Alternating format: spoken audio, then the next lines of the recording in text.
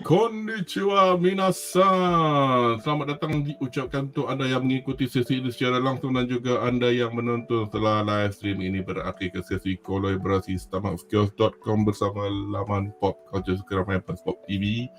Seperti biasa, saya Kudo Marilu dari laman blog STOMACHOFCHAOS.com bersama para panelis dari BuzzPop akan memberi reaksi dan ulasan siri SŌSŌ no FURÍREN or FRIEREN Beyond Journey's End yang masih boleh ditonton di laman streaming Netflix, Muse Asia dan wherever you are that can watch Crunchyroll on Crunchyroll. So, bersama saya panelis malam ni terdiri daripada Anri Alwi. How are you, my friend? I'm fine, and so is your wives and mothers. So tell hi for them. Yeah, so that's your usual introduction from our Isekai Waifu Hunter. And tonight he's an NTR Warlock and Elven Wife Stealer. Oh my god! Jap, Isekai Waifu Hunter what? ST what? Tak nampak panjang sangat. Tak, lepas Waifu Hunter kau tu. Isekai Waifu Hunter Specialist. Oh, specialist.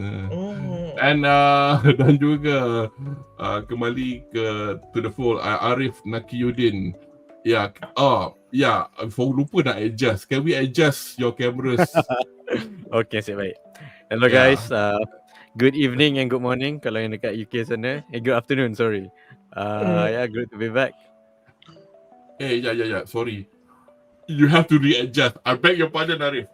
Aku terpasang BuzzPop punya. Oh, like there's a black gap at the side. Yeah.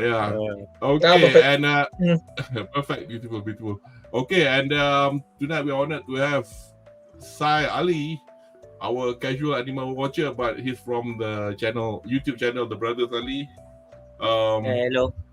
How are you? Iki, I'm fine. Anime? Iki tak minat anime. Dia tak minat anime.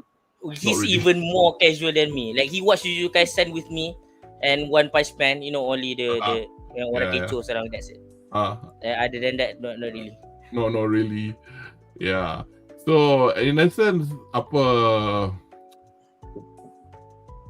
untuk makluman anda yang belum pernah mengikuti sesi ulasan kami, perbincangan kami akan mengandungi spoilers yang berkait dengan the entire siri yang ditiarkan sebagai anime, but we're not spoiling the manga, so obviously we'll have a little few things to say about that in a bit. So kepada anda yang menonton sesi di setelah sesi ini berakhir, boleh langgan kepada laman YouTube STOMACHOFCHAOS dan BuzzPopTV supaya anda tidak ketinggalan untuk menonton live kami yang akan datang. Jangan lupa tenyih butang like and the notification bell. Okay, anyway, sebelum kita ke sesi ulasan malam ni, kami ingin memberi kupasan ringkas tentang siri FURÍREN Beyond Journey's End. Just a quick one, tajuk dalam Japanese saya rasa SŌSŌ no FURÍREN. So kalau anda Google Translate, SŌSŌ ni makna funeral. So you can roughly call it funeral FURÍREN. Like, dah cerita ni pasal, but it's about them travelling. About her travelling, nak jumpa balik kawan dia dah meninggal dan juga sesiapa lagi yang dah meninggal sebelum dia. Hence the journey towards it's a loose. I guess the English translation is a good way to go about it lah. Beyond Journey's End. Adaptasi manga terbitan Jogakukan dan di majalah dan dia diterbitkan kat majalah Weekly Shonen Sunday atau Shukan Shonen Sunday dari April 2020 sehingga sekarang. Dia punya penulis Yamada Kanehito, dia penulis saja. Dia sebenarnya dia mangaka juga. Dia punya previous work Haram aku tak dah dengar, Nanashiwa Itai dari Desho, Who in the World is the Namelessness, and another one is which is author or editor. Dia kata cerita ni bagus tapi didn't do well in the anime, in the manga scene. Nama Bochi Hakaseto Roboto Shoujo no Zetsuboteki Utopia, Lonely Professor and Robot Girls Despair Like Utopia. So and then the editor suggested, why don't you write another one and then get somebody else lah to draw so that kau boleh concentrate kat cerita, and that's what happened. And they got the artist called Abir Sukasa. Kalau anda nak cari muka dia, nama dia dekat dia ada Twitter tapi dia tak bagi tahu what he or she looks like. We do not know it's a boy or girl. Sukasa is a women's name, but lelaki pun boleh juga. So dia draws fully in digital, and I think this is his first work. I might be wrong lah. So anyway, just a quick one, manga FRIEREN ni up to the present day, March 2024. 20 juta naskah tangkapan dah dijual, dan dia pernah menangi beberapa anugerah seperti Manga Taisho, New Creator Award untuk Tezuka Osamu Cultural Prize in 2021, dan the Shugakukan Manga Award 2024. So to the anime, this is adapted by Studio Madhouse. It's a well-known anime studio formed in 1972. One of the founding people is actually Maruyama Masao, the guy who then left and founded MAPPA, and then he left MAPPA and now founded M2 Studios. Dan Madhouse is well known for, pada angka-angka macam saya ni tahulah, kita macam Ninja Scroll, Perfect Blue, directed by the late Satoshi Kon, Death Note, Hunter x Hunter, Season 1 One Punch Man dan Overlord. Dan cerita siri FRIEREN ni pengarah because each episode is always directed by different people, but he's the big overall director called Taito Keiichiro. And if anybody think that the name is familiar, he directed this. Bochi the Rock. Dan penulis dia adalah Suzuki Tomohiro, who adapted the story from the manga. Reka bentuk dia Nagasawa Reiko, basically did all the character designs, and she's also one of the animated directors and music there by Event Call. So the anime been out since fall season 2023, 28 episodes long, merangkumi 60 bab pertama dari manga yang terkandung dalam 7 jilid yang pertama. At the moment, we could see that the outcome of it, I mean, we could see that a lot of people liked it. So much so that you've heard that it's now number 1 in AMAL. And aku ingat it was a short-lived thing because quite a lot of anime yang naik ke number 1 akan ditolak balik oleh peminat FMAB. So mungkin peminat FMAB yang minat FRIEREN tak sampai hati nak tolak dia. I do not know. But I've been finally a worthy successor. I like to think that a lot of the Brotherhood fans, they're like, no, your FRIEREN is pretty good. Let's just leave it. Yeah, that's what I thought. So, but I've been liking the memes that I've been seeing on the social media lah. That you get things like people doing fan art like FRIEREN ball lah, assassination FRIEREN lah. Not just manga related things like this Akira and this cosplayer and the Natasha doing the famous scene from the ni. Tapi itulah. So that's my introduction to this series, and we've got a few people on chat. Quickly before we go to reaksi satu ayat, akhirnya ingatkan kena tunggu 50 tahun lagi season FRIEREN. Mungkin Amber Heard, yo, what up? Animo Division finally waiting for Bedah FRIEREN the Slayer. Okay, I'll answer questions to things later. Oh, Iki. Yeah, Madhouse ke anime. Yes, it's them. Yeah. Hello. Yo, bro. Thanks for watching. Is he at home at the moment?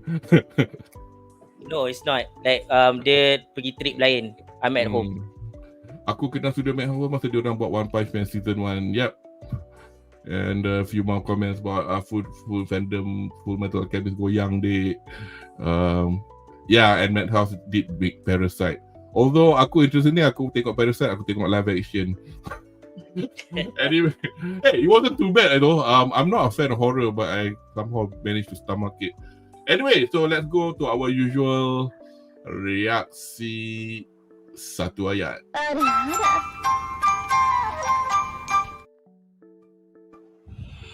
Okay, reaksi satu ayat. Saya punya reaksi satu ayat, saya start lambat. Saya start bulan 12 actually, in the middle of fall season 2023 to see what was the fuss about, and then tengok macam, hey, genuinely hooked.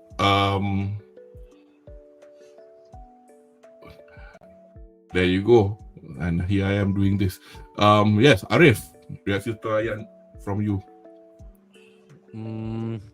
Calming and melancholic So very tak sangka. So I think I watched it bila dia dah keluar, dia baru keluar the first 4 episode, and then macam pasal apa ni, I think I saw on TikTok tu like small clips, and I'm like macam menarik lah, and then just binge the whole 4 episode, and then macam ada kena tunggu lagi next week. So macam okay, it's a good pacing lah. Memang santai. Sangat santai. Santai. Anri, reaksi satu ayat dari anda. Perfection lah, basically. Anime perfection. This is one of those stories kan that when I watched the first 4 episodes, I thought it's quite a slow burn. But after things picked up, that you see, right, the pacing that was not a problem because we're pacing into FRIEREN's punya pace tau. She's an elf. Everything works out. Time works different for her tau. If she is like blocked with a problem kan, she can just wait until the problem dies tau. That's what an elf is. And the story is really awesome. It's an adventure film that somehow feels like a slice of life. Seriously. Everything is just like slow pace, you take it easy. And you remember, this is 28 episode, 2 course. So it was shown over 6 months, but I don't feel much time pass. I don't feel like 6 months pass. It feels like 6 weeks pass for me watching FRIEREN. So not much complaint lah. It's almost perfect. And Sai, what's your reaksi satu ayat? Okay. It's the story that I've been seeking for, that involves the theme of surprisingly mortality, even though it features a immortal character, and it's very mundane and mildly euphoric. That's what I like that. Yeah. Because just a quick one without trying to elaborate it too much, because I don't know about you guys, I come from a generation that played, I guess if I was a bit older, I would have probably been saying I've been playing Dungeons and Dragons, but I'm old/young enough to play computer games, but ni zaman komputer PC yang 486 lah. Ya, korang semua kan gelak, what's that? Adventure games, fantasy games, role-playing games, that then later on, as when you get consoles and that, you have Final Fantasy on consoles and all that. And I think as somebody who's played quite a few of the old RPGs, not the current ones, a lot of similarity is seen. So it was so familiar. It was like coming back to see something that lama tak tengok benda-benda macam ni, benda-benda macam little things, macam how they would clear a dungeon level first before going on to the next level. That is so typical gamer strategy. So without shoving it into your face, ini cara kita main game. So I don't know, any of you play games that's somewhat similar to not JRPG, just usual RPGs lah in general. Anybody? No? I think for me, I had main orang-orang muda. I think I had main like Skyrim sikit lah, but couldn't let you in too much about stuff going on. Tapi macam I think the closest right now in the market is Baldur's Gate lah kot. Paling similar. Belum main lagi, tapi memang very interested to get the game and main lah, because yalah game of the year kan. Itu, so I would feel like if I play Baldur's Gate, I would feel more this situation. But for me, the rasa related tu bila, because I read novels when I was younger, like those Hobbits, Lord of the Rings. Yeah. Lord of the Rings. Kind of fantasy, very high fantasy punya setting. So FRIEREN dia macam it's like putting images of what I imagined an adventure would be like, but in anime form, and it's not over glamorized sangat. Are you aware of again probably showing my age, authors like David Eddings ke, atau those books from the Dragonlance punya range?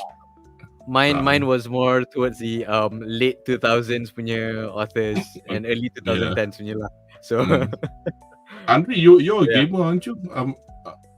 Yes. Do you play any fantasy RPGs that you too much RPG, if you ask me lah. Favorite is Dragon's Age. Still waiting for them to get their story right. I bought Baldur's Gate, tak sempat main lagi, because I'm playing Helldivers and Yakuza. Helldivers, you tahu lah, is and World of Tanks. All these games kan memang take time lah. World of Tanks. It's a free game, but you need to level up. Yeah. Sorry. Okay. Tunggu. But the FRIEREN, if is a game, I think it's going to be a Japanese RPG like Dragon Quest 8 or something like that, because this is all game where you grind or you do side quests a lot lah. They're not going to the main quest anytime soon now. You even her journey, right? She's like, I'm collecting spells from villages. A spell getting rid of kulat or something like that lah. Make my shoes shiny, clean my balls or something like that. Basuh baju. Sai, do you play the RPG games? RPG games, okay, kalau macam Skyrim dengan Fallout Vegas, apa tu Cloud, sebab stuck dekat dalam vicious cycle of modding, so tu lupakan. I enjoyed the heck out of Fallout 1 and 2. But I'm a late bloomer. I don't play when I was a kid. I played later on, and dude, I just love like the fact that when you shoot someone, kalau kepala dia pecah, kalau dia kena tembak kat mata kat sini berlubang. You compare that to like even New Vegas pun satu kepala tercabut macam mainan, and I mean to that level pun you can role play. I mean I always choose the bloody mess punya macam apa tu, dia boleh pilih trait kan. There's one called bloody mess, meaning that whatever happens around you, the things will happen the most violent way, in the most violent way. So I tend to focus on that kind of thing when I play I play what do you call it thing, Fallout 1 and 2. And I did play some Legend of Dragoon, a little bit too much Parasite Eve 2, and I did dabble in Final Fantasy 1 until 4. Wow. The others as well, but the early ones yang macam what do you call it thing, recent memory macam I play more of the others, tapi nak kaitkan dengan FRIEREN kira macam yang one lagi kena macam yang. I think Final Fantasy the later ones memang dia dah tak main medium. I think the last one was 6 was the last one that was no. The Final Fantasy has been action. The RPG. The latest Final Fantasy games are more action than RPG games. No, I'm talking. I understand. But what I was saying, the last time they had an old style medieval, tengok dari atas punya, it was 6. And then 7 was science fiction. 8 was science fiction. Dia start macam 7. Even 6 pun dia dah start casual. 6 macam nak style a movie. Yeah. The closest would be 9 and 10 lah kot. 10 is where you have that class punya system still. But Yeah, after but that dia mula blend sikit lah. but if you look at 10, like for example benda si 10, dia punya level up system dia pelik sikit. But Yeah. after a while you start to understand it's pretty linear actually.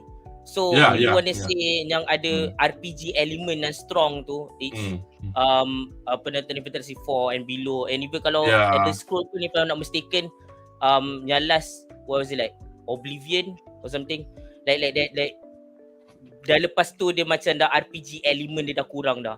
Most of the things laid out for you, just follow like a straight line of how they want to play. I mean like whatever you do, Waka is always going to hancurkan musuhnya terbang, Lulu sentiasa serang yang flan, and then Auron untuk break hard armor and Pacing. no matter how you build them, you will always get it right. I mean later on Final Fantasy 12 dia bagi the freedom to do the gambit system, everything. Dia fokus dekat situ.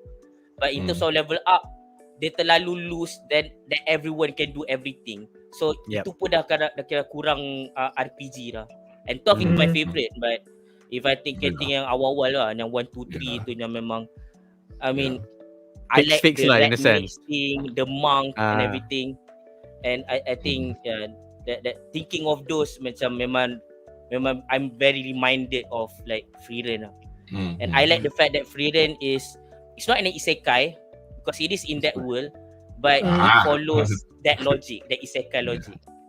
So it's easy for people that are into isekai to watch it, and since isekai is the in thing right now, a lot of people can enjoy FRIEREN as well. Which is why I think it's popular right now. Just a quick one. My last game was 12, and FRIEREN isn't exactly an isekai. Isekai is more of it's a genre in which that may have fantasy as part of it, but you need the element of somebody traveling from another world into that world. We are already at that world, so this is like watching Lord of the Rings lah. So Yes. this is just me Through the eyes of Legolas or Arwen. Okay, anyway, because some few reaksi satu ayat from reaksi beberapa ayat daripada chat, we got Shin Satsu, anime paling santai dan memang bermakna, tak perlu plot twist yang gila-gila pun. Aku mula-mula pandang rendah dengan anime ni sebab aku ingatkan terlalu overhype dan pacing pun memang slow. Tapi bila lama aku tengok, terus jatuh cinta dengan anime ni, adventure yang bermakna. Amber Heard cakap sebuah anime yang mempunyai emotional attachment yang impactful disulami dengan vibe yang santai dan flow komedi yang sangat bersahaja, perfect in every way from story, action and animation. And Myra is present in chat form. Konbanwa minasan, salam Ramadan. FRIEREN is somewhat Yashike to me. Isekai subgenre fantasy. Yeah, okay. Anyway, I think we'll start get cracking lah with our talk. So we'll go to the next segment.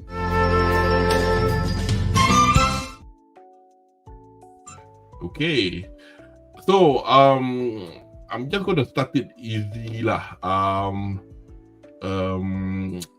Anyway, briefly tell us what made you watch this? Was it from recommendations or from memang kau nak tengok pun because of a certain anime? I'll start with Sai actually. You wanna tell us what made you watch this? Oh, okay. I saw some of the like title dekat the splash screen dekat my Android TV, Netflix ni kan.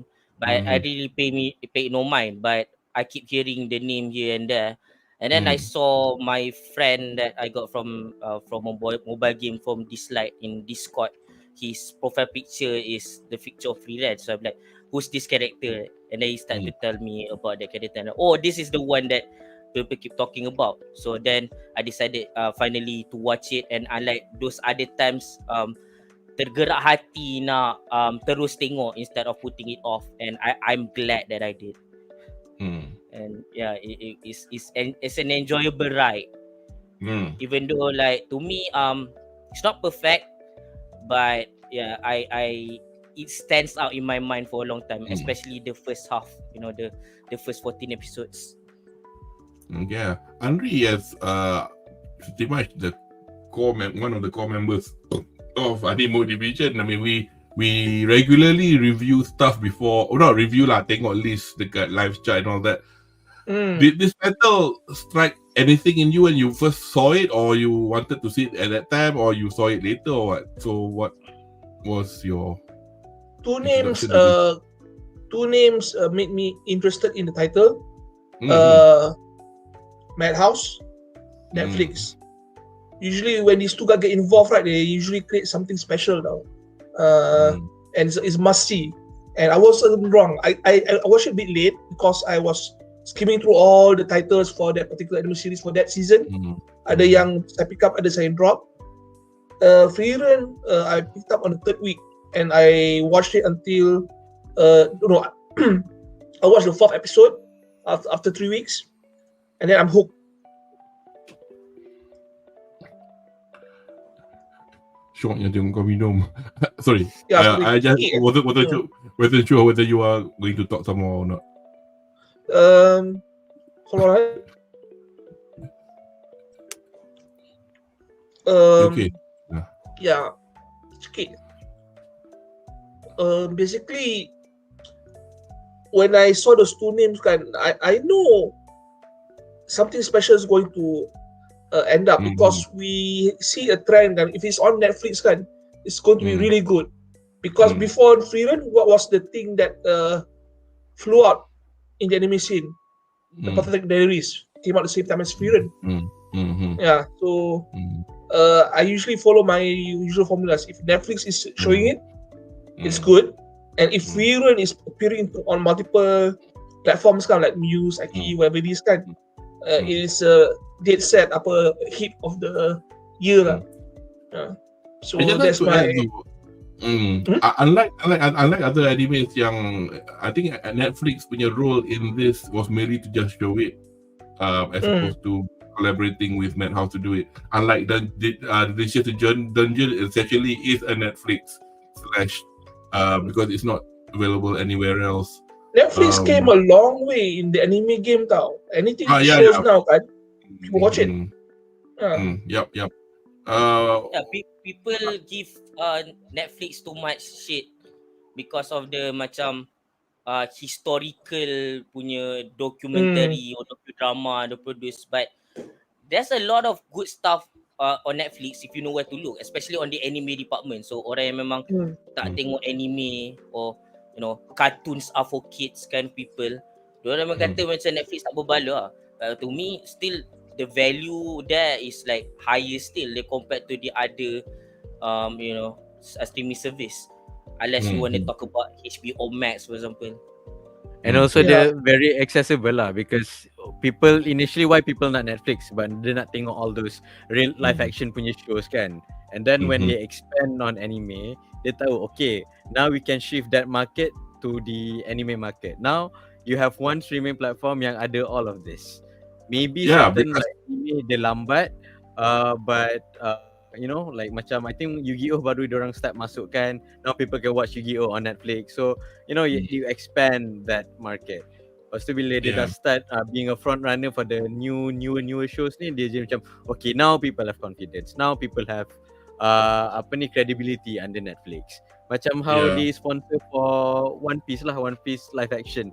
They now, because of the success, they have a name, a staple name amongst the anime community lah. And then not everybody can afford to have 7 subscriptions of 7. Anyway, Ariff, what made you pick this title up? Okay, I think I baca or watch like I said lah, jumpa dekat TikTok, someone posted about the first 4 episode. Macam this anime has first 4 episode released simultaneously. It was meant to be like apa orang kata mini movie like like a movie lah. Basically a 2-hour special.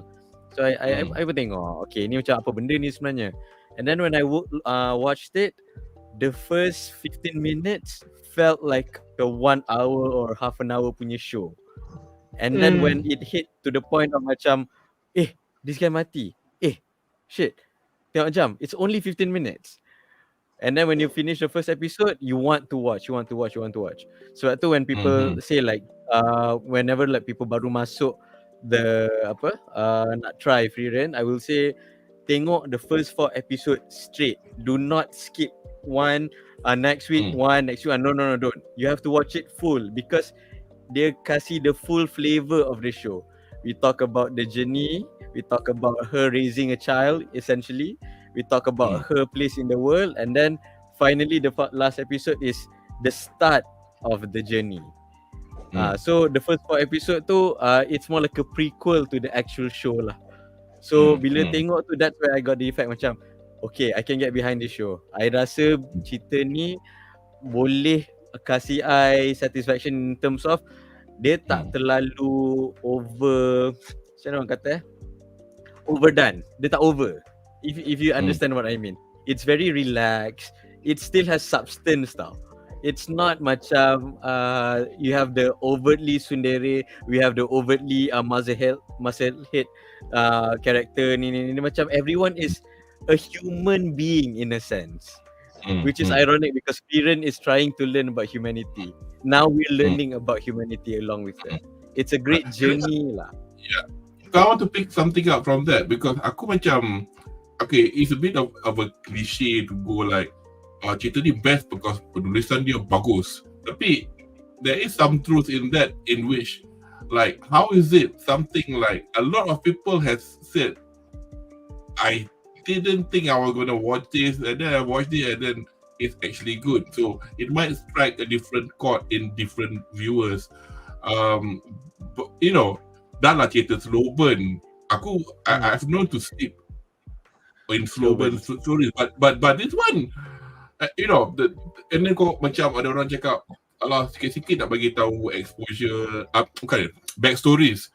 It's how they tell the backstories to the characters slowly as the story goes on, and then people might go like, what's so special about that way of storytelling, because that's been done before. But pushing that technical bit aside, what do you think, I mean for you lah, what made you feel like compelled to go like, hey, I'm watching this is good, I feel invested in all this?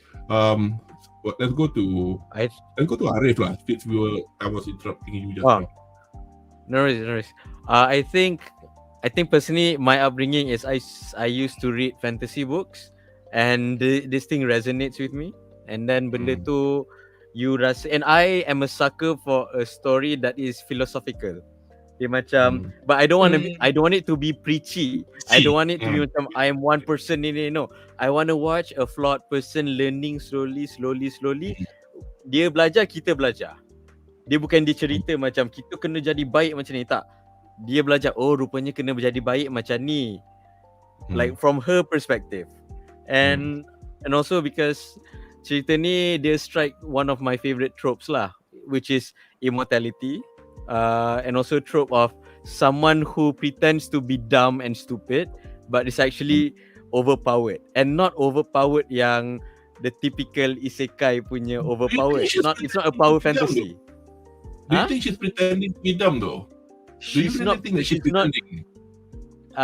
Dia more macam she doesn't show that she's smart. I like macam suka tingkau lah. It's like I'm not gonna. Aku rasa dia tak macam buat aku nak fight aku punya. Okay, fine. The mana thing is her trying to trick the demons. Yes. But I think her po-faced approach to life is because she's been on her own for thousands of years especially after the death of her master, and sorry. Go ahead. So it for me it scratched that small itch yang dah lama kita tak dapat. Because I think I think someone said now is the season of isekai. Every other season you will have one isekai. Some of them can be nice, some of them at least one. No. Fine. Anri aku pening.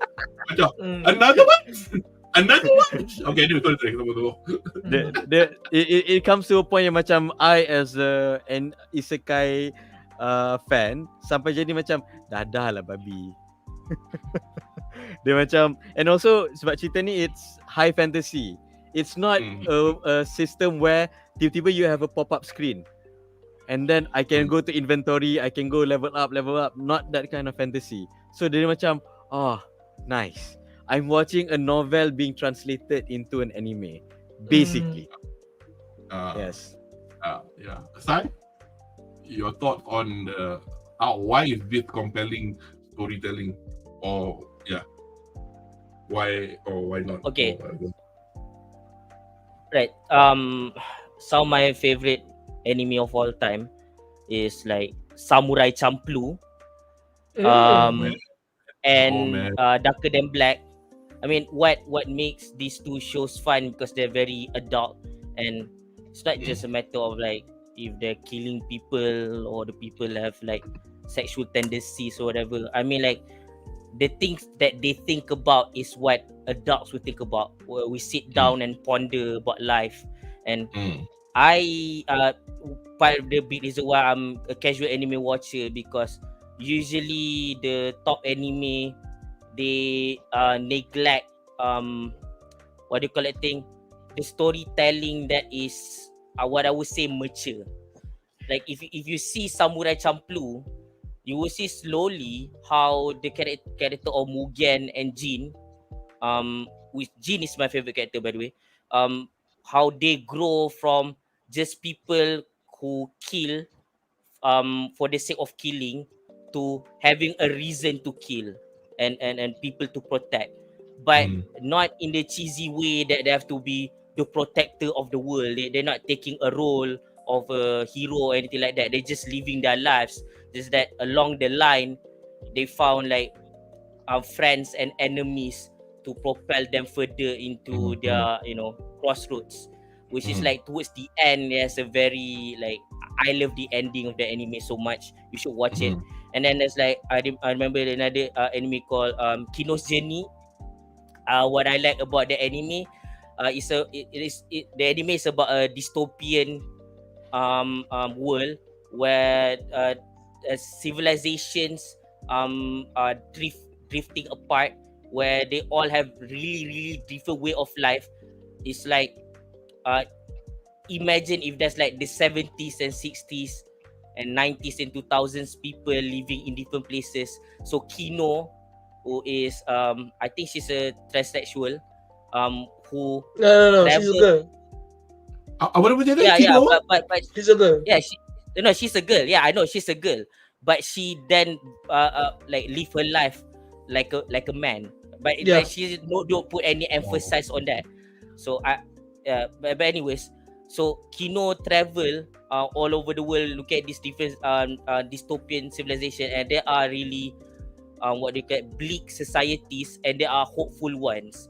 So it's kind of like they taste a little bit of these different cultures and how they can supposedly affect one another, but instead they are so far apart. And I like the fact that the anime is mostly very mundane, just like FRIEREN, slow burn and everything like that. But there is an episode where she goes to a coliseum of some kind, and they started fighting, and the animation is very fluid, as if it's like an anime that fights all the time, like Hunter x Hunter, when it's not. So I respect that, and they what this shows and what FRIEREN shows is that restraint. Just because you can do fluid animation, just because you can show cool fights, what's more important is why do you fight? So when you do fight, it feels epic even if it's short. I mean, even like when in the Brothers Ali channel, we usually review like typical movies, right? So like for example, Scarface, like the famous Al Pacino version. Like the point where he started to take up his gun and he take all these bullets and he keep walking and starting along and like say hello to my little friend, everything like that. Like that is so iconic. For years we remember it as a very cool shoot up scene. But if you actually watch it, the movie is 3 hours something, and that scene lasted less than 2 minutes. That's how epic it is. It's not about the duration. It's about, even if it's short, if it's good, you will remember it. yes, we have anime like Jujutsu Kaisen, which like a lot of people seem to not like the like last season, but I actually enjoy it quite a bit. And I think they have like a strong case here, a story to tell. So when there's fights, you can get into it. And what makes that different is I like FRIEREN. It does more talking. That one has more action. Yep. That's the what make it different on the surface level, and but on the like deeper level, when they do fight in both anime, they all have a reason to fight. That's why I love FRIEREN so much. Is because and the other thing too, I forgot this element of it. You know how in the typical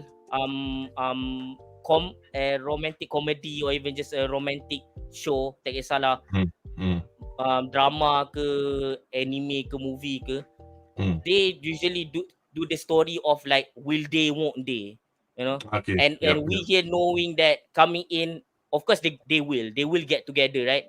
So that's kind of boring. I want to see what happens afterwards. I mean, I saw what happens at the end in A Marriage Story yang lakonan Scarlett Johansson dengan Adam Driver kan. But then this anime is what happens like okay after the characters die, but what happens beyond that. I mean the punya relationship dia dengan the dwarf is still alive. Dengan Heike while he's still there, he's still alive. So dia continue after the you know the Demon King part of it, the exciting part of it is done. What happens after that? I always want to see that. That's why I say in the beginning, this is the kind of story that I seek. That's what I seek. It's so boring to think about if like a story of people from point A going to point B. I want to know a story of people going from point B all the way to Z. I want to know that now. I want to know their life story, and this story is like a slice of life that tells all of that, which is why I love FRIEREN. Yeah, Anri, what did you think about what factors interesting, very compelling to watch? Yeah, before I answer that, I'm glad that Sally mentioned Kino's Journey. That's the anime kan that felt close to FRIEREN in terms of feelings now. When I watch Kino's Journey kan, I so feel the same side of adventure as FRIEREN tau, because Kino is not going around the land helping people tau. She's just going on her journey, her adventure tau. If there's any if there's any injustice that happens on the land and is part of the practice, she just let it be so tau. She doesn't get involved unless the trouble comes to her. So in terms of that kind, FRIEREN is more or less the same tau. She doesn't journey to she journeys to collect spells and help see with the seals and maybe eliminate a problem, but she doesn't go around trying to kill the next demon lord or anything else. She just wants to go and talk to her dead friends. She's not trying to be a main character. Yeah. She's a side character basically. But okay, to answer your question, why I like FRIEREN, it's a very simple story. It's a simple story. The story is being told perfectly, almost perfectly, and the characters are very simple. FRIEREN is a simple character if you think about it. She's an elf. She's traumatized because of her past. Her village got wiped out by demons, which made her either traumatized, autistic, or just plain racist because her life is devoted to keep her power in check, right? So that when she does come into contact with any demons, she can kill them. Okay, that's a simple. She doesn't trust demons from the day her village got destroyed until the day she probably will die out of suicide or be killed by other humans lah. You'll never know, but she'll never change. Very simple character, no complicated, fuckery happening to her. Fern is also the same thing. If you notice, Fern and FRIEREN, right, dia punya mannerisms kan are the same tau. They are very simple minded, very focused, and every time Fern is in the picture, right, she has that look tau. She has that empty look when she sees that stuff, when she's angry, when she's pouting. So she's more or less on the opposite level macam FRIEREN tau. Single-minded. If she doesn't get her way, she gets upset. So every character is very simple. Stark is a simple character because he's a simple person. He just wants to help people and be the hero that apa nama that dwarf him. Aizen. Aizen, yeah. He wants to be like Aizen, but he knows he can never be. But so he tries his best. And when he fails, he doesn't feel down about it because he knows his limitations. Just like FRIEREN, she knows that she's the most powerful mage around, but she also knows that the human mage kan, the one that has the weaker mana, weaker lifespan, weaker firepower, is most likely person to kill her instead of a demon. No? All of them are aware. All of them, because they live simple thought process, simple lives, and simple beliefs now. Can I just I just pick on this because you mentioned it. I don't want to lose it. You mentioned something about how like what's his name, Aizen, for example, relationship dengan Stark. I mean, from the outside, Stark is this coward warrior who left Aizen because dia kena pukul. But then until kita tahu apa sebab dia, sebenarnya Stark is actually very powerful. Aizen takut dekat dia. And what happened when he beat Stark for the first time was because there was a reflex. Because he was scared. And then when Stark left thinking like my master doesn't even puji aku, but he has this problem of the cowardice thing. Sedangkan and it wasn't until Fern bagi tahu dia that all he did was resolve to overcome that. What's your views of that line of storytelling, which I thought was quite interesting because I think somebody mentioned it just now, subversion of expectations. What are your thoughts? Was it you? Yeah. I want to say something about what he said just now. Oh, okay. Go ahead. Yeah, so sorry, kejap ya. It reminded me of like, you know, dekat dalam cerita Star Wars, was it like this second episode 8 was it? So kira macam Kylo Ren, dia macam dia powerful sangat, and then Luke nak bunuh dia and everything like that kan, sebab dia takut dengan Kylo Ren. But this is like Aizen dengan Stark kan, is what if they're more mature about what they feel. So if they don't overreact, you know, Kylo Ren and Luke Skywalker look more like, you know, Stark and Aizen by now. I just want to say that. Sorry. Nice one. Sorry. Yeah, that's a nice one. Anri, sorry. Come on, boleh. Okay, I'm just going to say that when it comes to Stark case kan, he's not really a coward. He's just scared now. Okay, he doesn't know the difference kan on bravery and courage tau. He thinks he thinks that people who, you know, shiver kan is doing something wrong when they face with the dragon now. But Aizen knows kan, true courage, true bravery kan is actually being afraid and power through that feeling and fight anyways tau. Start he and also need to remember Stark is dumb as fuck. Throughout the story, he's dumb as fuck. He's a simple boy. Yeah, he's a simple boy. Simple. Everyone takes advantage of him. FRIEREN, Fern, even you remember that village where he kalah judi? Dumb as fuck. So he doesn't know better, and he's very young. simple character, very honest character, and it took him some time kan when he was fighting the dragon kan. He wasn't thinking much. He was just going through the paces kan, muscle memory and all things kan. Then he knows, oh okay, so I am scared, but I can actually kill this thing, you know, easily.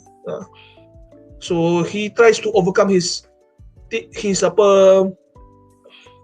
fears by putting himself into that dangerous positions, because what's the next thing he fought?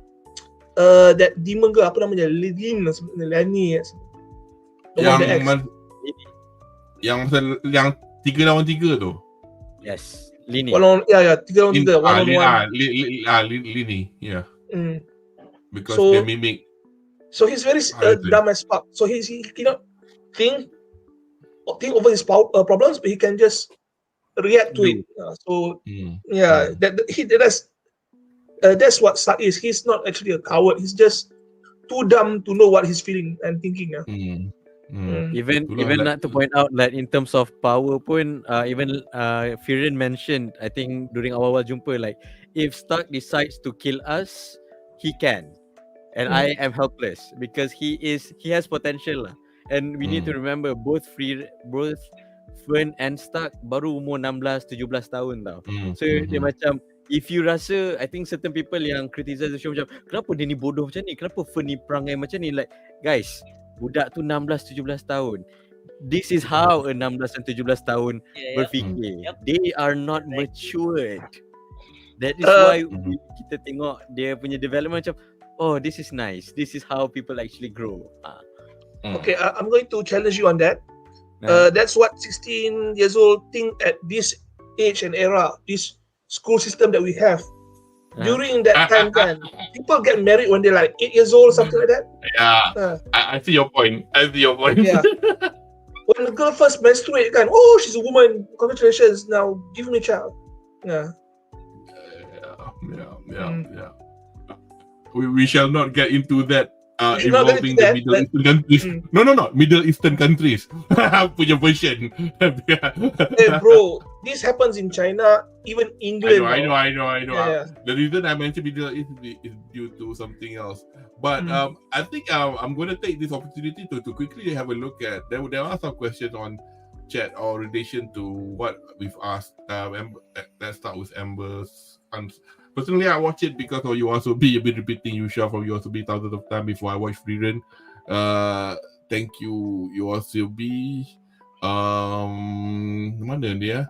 Oh, kategori The Great. Aku start dari manga sebab cerita lebih bagus untuk fantasy yang kebanyakan genre ni terlalu menunggang power epic dan action yang melampau sampai tenggelam world building fantasy tersebut. Aku tak salahkan kalau cerita tu terlalu action, tapi nak menceritakan world building selalunya action shonen template budak lelaki bodoh jadi power from zero to hero cerita selalu.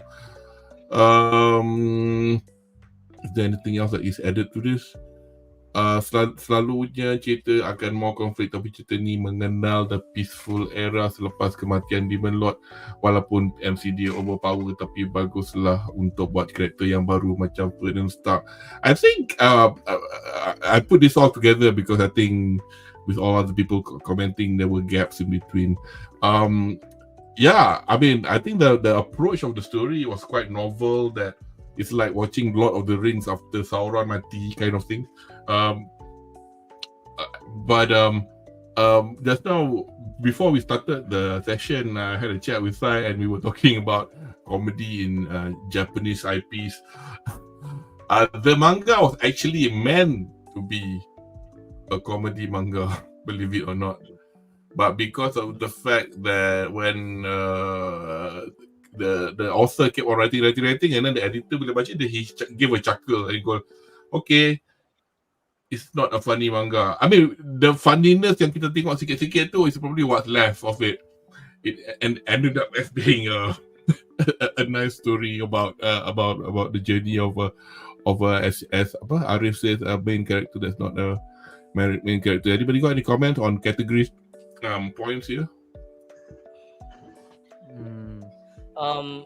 Like I kind of disagree that FRIEREN is overpowered, because it's like you enter the world of Final Fantasy 7 and you killed Sephiroth.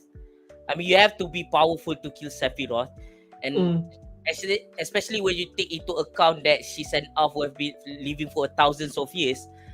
If she's not powerful, then she's underpowered. But now I think she just makes a lot of sense as one of the party of heroes that defeat the demon lord. I think if you want to talk about overpowered, you can say maybe Stark is overpowered because he's still young, and then he beat the dragon all on his own. Yes. But FRIEREN, I don't think she's overpowered. I think she's just powerful because of her years and years of experience and practice. So I just want to say that. I think kalau nak masuk to Sai punya point of view kan, dia macam again dia cakap the journey of the demon, nak bunuh the demon king tu is not macam typical dalam setahun kita dah bunuh. Tak, it's a 10-year journey. Journey. So it's the ultimate boss of that world. Exactly. So by the end of the end of the fight the end of the fight though, you can say siapa? Himmel is a level 90 hero. Himmel is a level 92 priest. Level 90. So everyone, she is a level 90 mage walking around in a simple world. And just in level 1s and 10s. Both your points were pretty much what FRIEREN rebutted to Seri at the final exam. Dia kata, you are a disappointment of a mage, for somebody who's supposed to have defeated the Demon King. I didn't defeat the Demon King. It was the four of us. Which is nice. I didn't snap boom. No. I had to struggle. I mean, it's just like that famous song by the Beatles, Help, right? It's like when they were younger, they need no help. But people who live long, they know that they can only succeed with a lot of help. Even when you see the careers of a typical solo rapper, they have a team behind them. They have tour buses. When they tour around the world, nobody crew basically. can keep everything alone. Yes, everyone is a crew. So only when you mature enough at that kind of attitude, that's when you conquer worlds. That's how you become Eminem. That's how you become FRIEREN. That's why you become people at the top of the world, because you know that you can't do it alone. And I'm glad that FRIEREN addresses that as to say she does not rely only on her powers alone. Because even when she take in Stark, like she already recognized the redundancy of the party of her and Fern. Just two mages. They need vanguard. They need people to distract while they charge up. So for FRIEREN to recognize that, I think shows that one is mature, and two, no, she's not overpowered.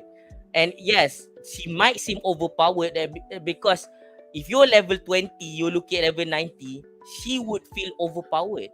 But that's just because you haven't leveled up yet. That's it. Yeah, exactly. Okay, there's another chain of questions from Shin. Tak aku tertarik anime ni pun masa awal-awal lagi sebab ramai hype dengan lagu opening dia yang pertama. Amber Heard aja tambah tadi, Yusha better than Idol. That's your opinion. Just now Ariff, kau nampak tak komen ni? Pergi Sovelli. Okay. What were you saying? No, I cakap pasal those anime yang ada game elements and the pop up menus and everything. Well, ironically, I like solo leveling.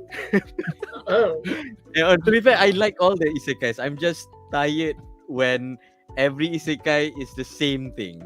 But that's the thing though, Ariff. That's because it's a genre. So maybe it's not like it's not like all the anime are becoming like doing the same thing. It's more like that is the genre. So when you don't want to watch it, or you don't want to watch it right now, that's why you watch other stuff. So this is basically, it's kind of it's kind of like not right to compare it to like solo leveling or whatever, because that's isekai. This is high fantasy. Correct. But it does follow the same typical RPG laws. That's why it shares some elements. I think the correct phrase would be FRIEREN ni, it's a breath of fresh air. Sebab di cerita lah, isekai and fantasy. Isekai di bawah fantasy kan. Kita selalu tengok yang ni, kita lupa the other branches ada. It's a good branch pula tu. Nice. Yeah, Macam yeah, dungeon, macam like dungeon You know, meshi lah macam. It's like watching Lord of the Rings and then mana Yeah. Electronic Arts punya window. Anyway. Okay, ada Shin ada question tadi. What was it? Apa komen korang tentang anime isekai yang watak MC dia boleh bunuh karakter dengan senang je? Okay, this kind of like a bit tangential sikit lah sebenarnya. I can watch. Dia cakap mati terus karakter tu mati. Menyampah juga ada anime macam gitu. Okay, not sure whether this is a question or just a statement of opinion. What is there anything else? Okay. There's literally an isekai series, previous season, where the main character can actually just kill a person with his thoughts. So OP. Which one? Anri? The one where they in the bus go through the tunnel, arrive in the new world, and then all of them got powers lah. Ada yang macam jadi super wizard, ada yang boleh fly. This guy has the power to kill people with just thinking about it. Okay. I thought it's boring. I thought we were talking about I Am Atomic. Oh no! Itu kita ada juga. That was actually entertaining. That one is a parody. It was technically it's a parody of Okulot.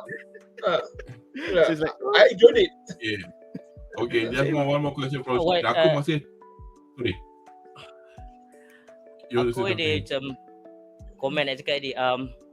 Maybe that's just more like when you watch The Boys or when you watch One Punch Man.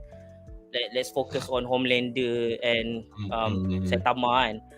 It's bukannya cerita tu macam like they try to tell they try to tell the story lazily. No, it's more like they want to get it over with. All the weak characters. They usually how they gonna tell the story is they eventually bring in the characters that can match them. But in terms of cerita macam yang aku contoh tadi One Punch Man dengan apa ni what they call it, The Boys, dia the angle is different. When they do that kind of thing, when people just kill other characters, it's not because if you want to think of it as like Naruto he mula lemah lepas tu berlatih lama jadi kuat, that's one story right, that shonen kan macam budak remaja lelaki nak try to stronger. But when you tell the story of like gods or beings yang powerful, the angle is more like okay, how do they go through life in the day-to-day basis alongside the normal humans. So if you have the mindset of like watching it the same way like you watch any other stuff, then it can kind of be boring to you. It's like you're watching Dunkirk, for example, and you wonder like, oh my god, the characters are boring, they're so one-dimensional. But Dunkirk is not a character-driven movie. It's an event-driven movie. Just like the comparison people usually make, Marvel, DC. Marvel is like humans trying to become like gods, and DC is like gods trying to become human.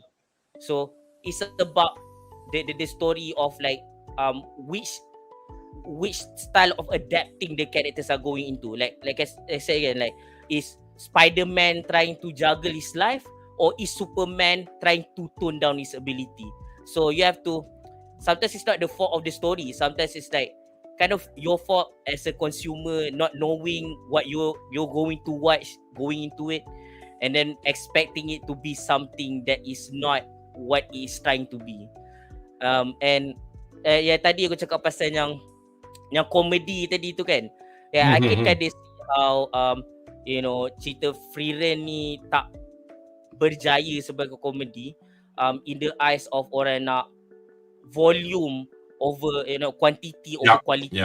But in terms of the quality, I think the comedy kind of like is kind of fun and very light in terms of the volume, and when they do happen, it's kind of relatable as opposed to the typical Japanese comedy, like for example Bleach, where they stop the story. Like yes, we're not progressing the plot, let's just make these people overreact to stuff. It's like watching Demon Slayer and Zenitsu screaming at stuff and talking about a bunch of bullshit that's nothing to do with demon slaying. And yeah, just want to say it, let's throw it out there. Yeah. Sorry. Okay, aku tadi ada yang soalan sambungan. I think it is like aku masih tertanya dengan power level magic Uber. Sebab aku rasa kekuatan dia pun power juga, boleh potong apa yang dia bayangkan. Adakah hampir setara level juga dengan FRIEREN? Personally, I can't tell, and I don't think it matters whether or not dia lama level ke tak. I think everybody's got their own specialty lah.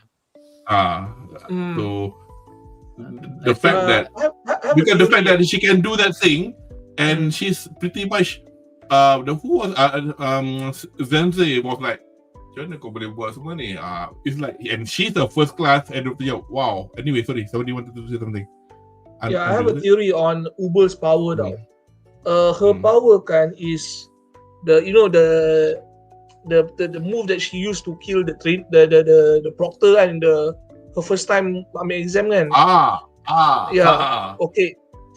I'm glad FRIEREN kan understood magic tau. The magic kan is INT based. If you play the RPG games kan, if you want to have high magic damage, power, mana, whatever this kan, you need to raise your intelligence. Okay, and it's tied to your magic is tied to your imagination. Uber punya imagination is like this tau. The FRIEREN magic is like this tau. You are limited to your imagination now. That's the concept of magic in FRIEREN's world now. So Uber believes kan that she can cut through anything kan with that move tau. Okay, she believes so. Her magic is tied to that. She can actually see the strands of the fabrics of magic, atom, whatever it is lah. And her magic is used to cut that. So it doesn't matter how strong you are. Katakan her power is like million, and like FRIEREN is like 10 million with a shield power of 10 million. It doesn't matter how strong the shield is. It's supposed to cut things into half now. Okay, you can dodge it. You can warp yourself to another place, teleport. But once it makes contact, right, it will cut. Damage or no damage. So that's what the magic is in FRIEREN's world now. You can do somebody made a comment that he didn't mean to kill that guy. Dia tak sengaja. Dia tak tahu yang dia boleh potong mamat tu dalam mampus.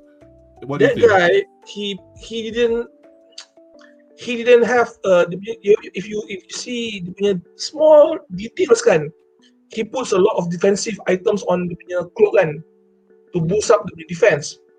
None of it is tied to his own magic now. Uber punya magic cuts magic. It's of her mind. She believes it's going to happen. It actually happened now. It's like, okay, I pick up my cup. How did this happen? My hand picks up my cup, but my brain sends thought process to my arm muscles so that I pick up my cup. So that's the first step.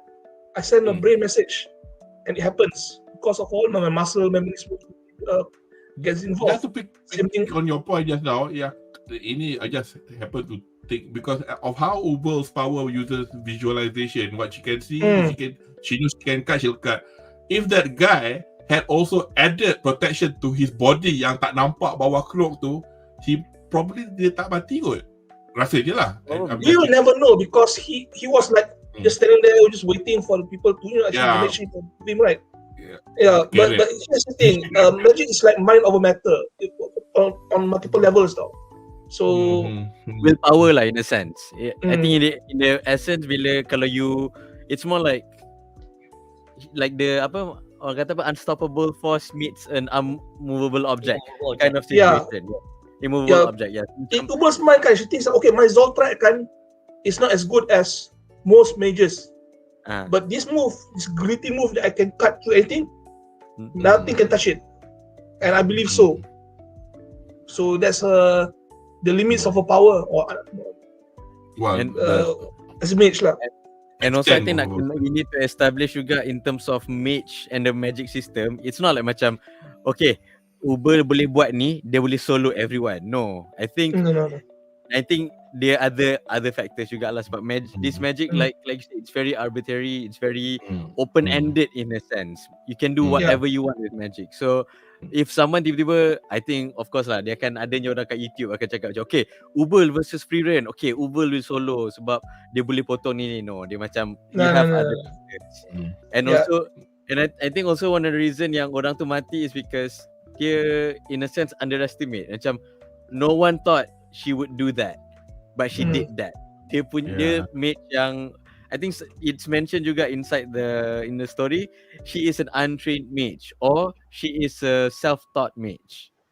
She was not taught boundaries. She said, I can do this, I will do this. Bam. Which is like raw wild magic juga lah in a sense. Since we're talking about Ubel now, I mean, forgetting the fact, I'm not trying to, because I saw somewhere where all the names are German and they are all explanation. Ubel just meaning bad or evil.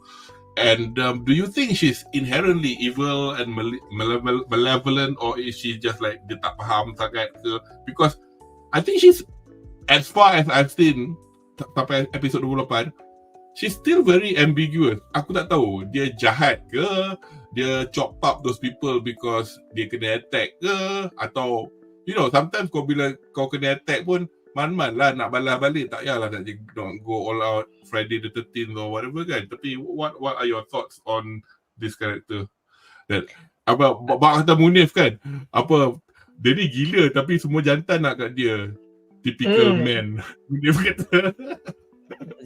Anyway. Kau cakap apa tadi, Kudo, pasal kalau dia tak pakai all that armor everything, he would get cut. Yeah, I think that makes sense sebab I think at the time first I want to say this. There's a parallel I remember dekat dalam cerita One Piece, masa dekat Alabasta, masa Zoro belah Dust Bones, Mr. One kan. The story behind that, the philosophy is like semua benda ada like dia punya breathing, what do you call it, meter. So if you can cut off the breathing, you can cut everything. So relate back to Ubel is about what she sees.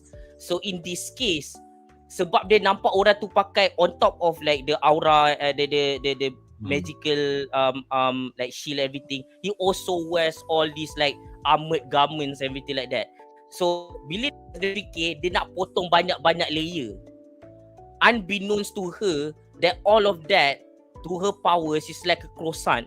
If you look at a typical croissant, roti yang French tu kan, there are many layers, but they're all very thin and very hollow kan. And the thing is, she was overcompensating. Dia ingatkan, she want to do a clean strike to just remove all of those at once.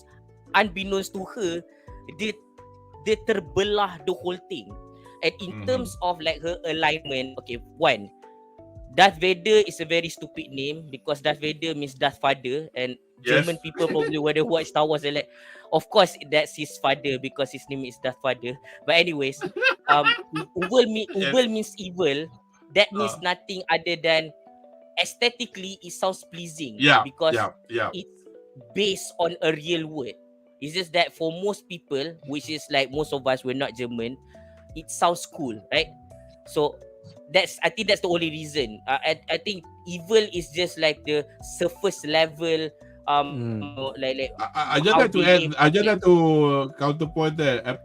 Although it's not really that deep, but all their names have meaning which are related to what their characteristics are like. Where do we go? I think that's how somewhat that you can consider good writing or creative licensing to name characters that way. Because it's in a way like a mini form of foreshadowing. Like now Ubel, if I can compare her to one character, I would think of DC Comics The Question.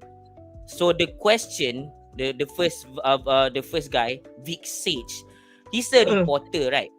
So he wants to get to the truth, but you know how like the police or the politicians, they hide all the information so you wouldn't get all the juicy bits. You won't get to the truest truth. Yes, is the version of truth, the censored version of truth that they want you to hear, that they want to go out to the public, right? So Vic Sage at the like in the night, he disguised himself and becomes the question, where he goes to the streets and he wants to get to the truth. And everyone that gets in his way, doesn't matter if it's a hero or like a common thug, if he needs to kill them, he kills them. He does not do it out of malice. He does it out of like necessity to get past it. And because he does it out of necessity, he does not feel remorse.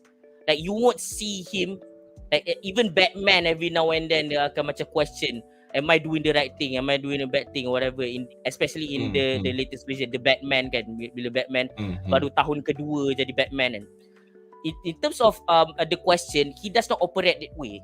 Probably Ubel operate like him, the question ni, because what the question does is semua to get to the actual truth, to know the information that people are not willing to tell, to understand conspiracy theories to their fullest, to really find the conclusion. And when he kills, he does not look at these people as people. They look at these people as hurdles, just getting to hurdles and get to the next part. And he doesn't feel like sorry because when he kills, he does not have like what they call it, emotion put into it. It's just that the thing that needs to be done. And I think that's what makes him a good anti-hero. And I think Ubel, even though we don't know yet if she's like trying to do good, but she's definitely not evil, just very much misunderstood. And at the same time, similar to FRIEREN, she doesn't feel the need to prove herself to anyone. That's why every time she kills and everything, the fact that she doesn't show remorse makes people think that, man, she's evil. But at the same time, she knows how what people might think of her. She doesn't care about PR. There's no public relations here. There's like, you can think whatever you think. I kill out of necessity. That's it. There's nothing more to it. I think that's how I see Ubel. I don't think she's an evil character.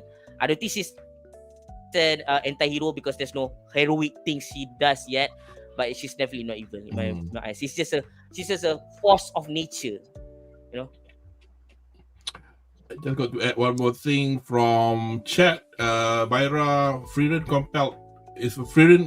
is compelling so much to the point of me actually finishing it because of the story is so relatable and personal to me. Loss and regret is something I haven't encountered yet in anime. Anybody's got other experience of watching any anime that's talking about loss and regret? I'm not discounting what Myra is saying here, but I got a feeling I'm sure there are other titles that would have talked about such topics, but I just can't seem to think of what title.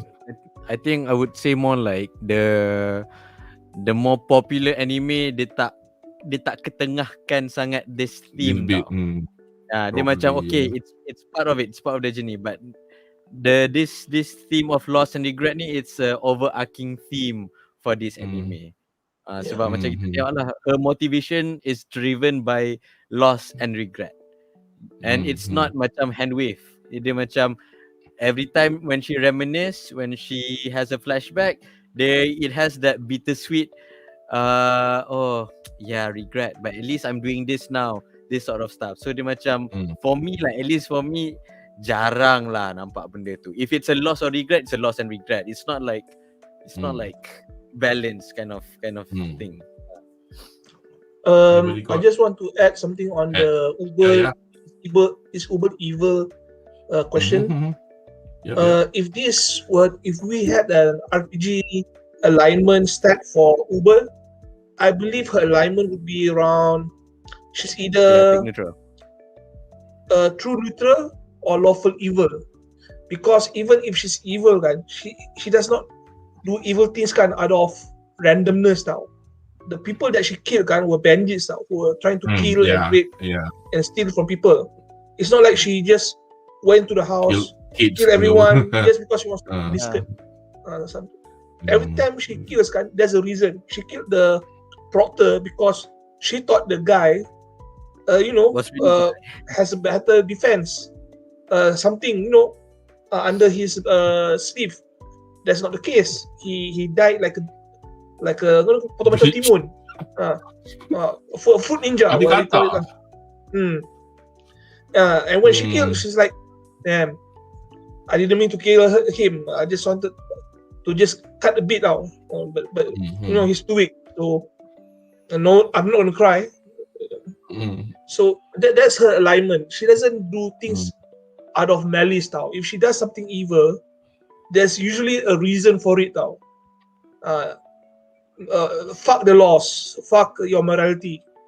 If someone comes at me, I'll react accordingly to my condition. That's Uber. Then the point of her name is Uber. It doesn't matter much lah.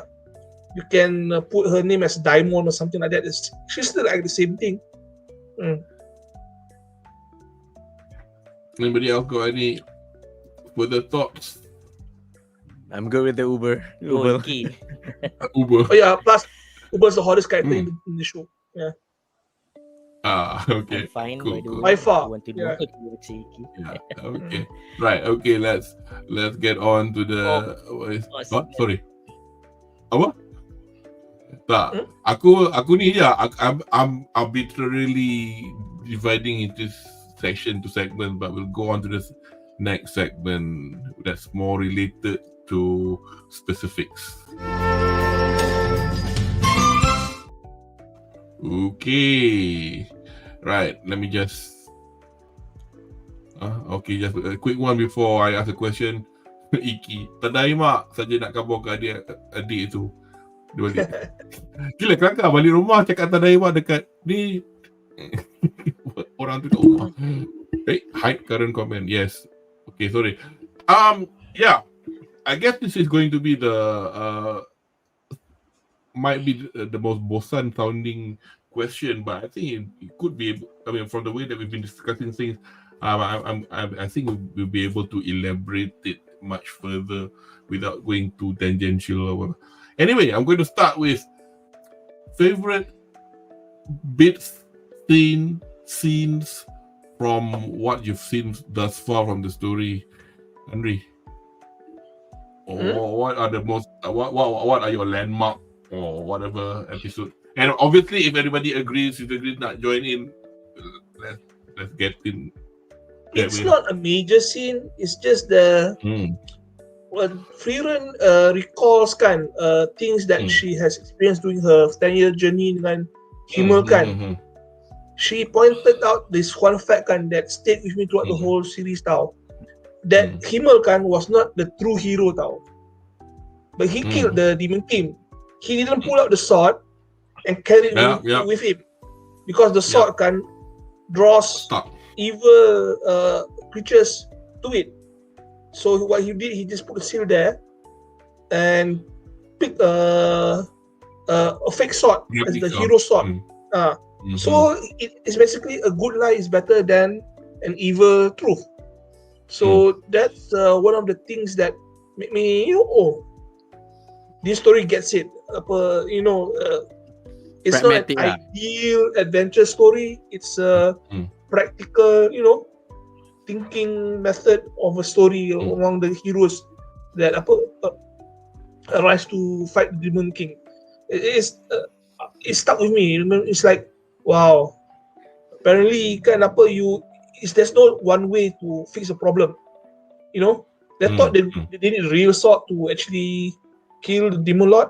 Apparently, just having the most powerful mage and the most powerful sword fighter, the most powerful priest, and the most powerful dwarf is enough to solve the problem. Instead of having a powerful sword lah. So that stuck with me the whole series tau. It's not very it's not very straight line. It's very subjective. They give you an alternative look on how to see the problem and see the issue at hand.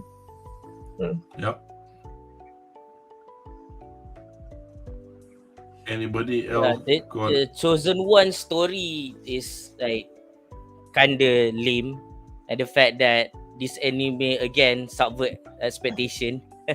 Like I don't even remember even start pun tak try tarik that sword or anything like that. That sword is just there just to show that in the world, in the real world, which is real to them, like it is not important what kind of tool you bring. What's important is how do you use the tool, and using a normal sword is enough. And I think I can see why that's your favorite scene. Mine like two in particular. One is not so deep. It just looks cool.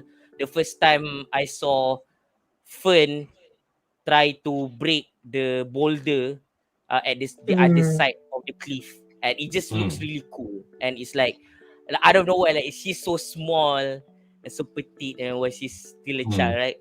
And then she just does that, and that's like that stuck to me. That's it about that one. But the other one, I think this is like truly my favorite, is when after FRIEREN escaped the prison because someone was trying to kill her, right?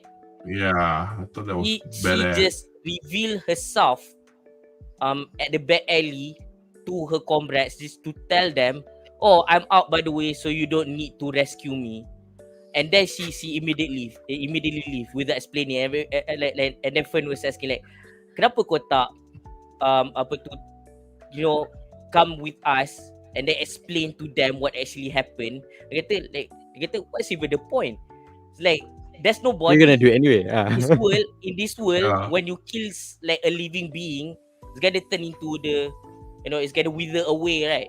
Like the Thanos snap thing, right? Where people just poof. And so when you see the body of like the guards, right? They're not magical beings, so they just lay there. And then you the assassin, which is a magical being, the demon that she killed, when the body wither away, you cannot say, "Oh, that's the killer," because there's no body of the killer to point to. So it will always look like She did is something. the culprit. And for her to not even care about like going through that shows that her wisdom. And then she's not like just going away like for no reason. No, she tells Fern and Stark to help them with whatever they need, while she go out and find the real threat, the real mage behind the real demon behind all of these like problems, right?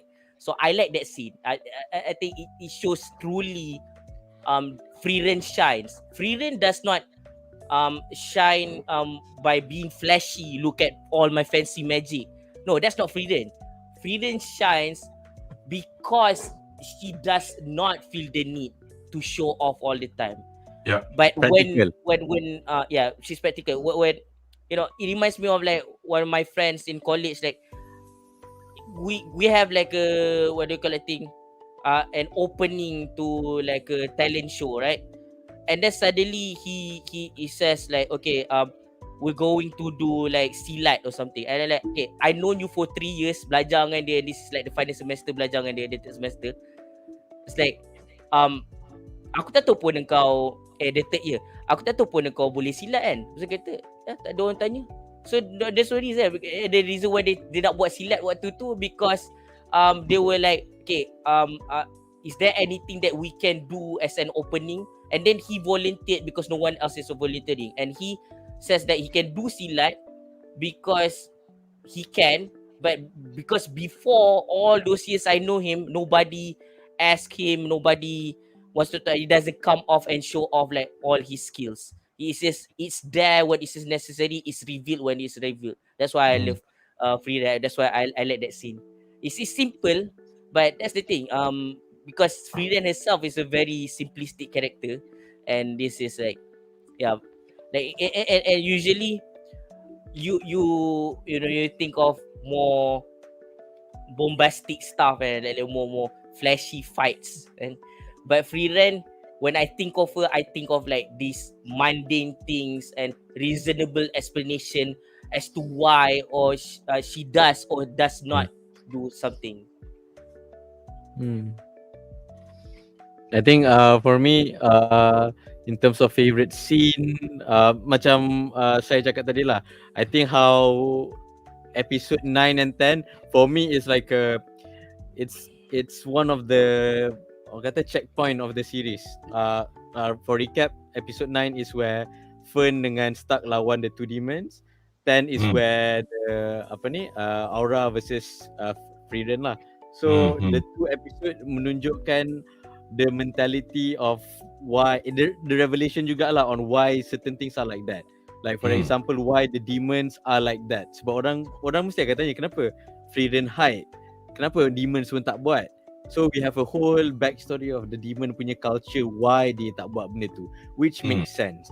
So I think like those two episodes and then we get to see Fern showing her actual potential, how she not to say effortlessly, but she made it look effortlessly bila lawan, even using like basic ordinary magic.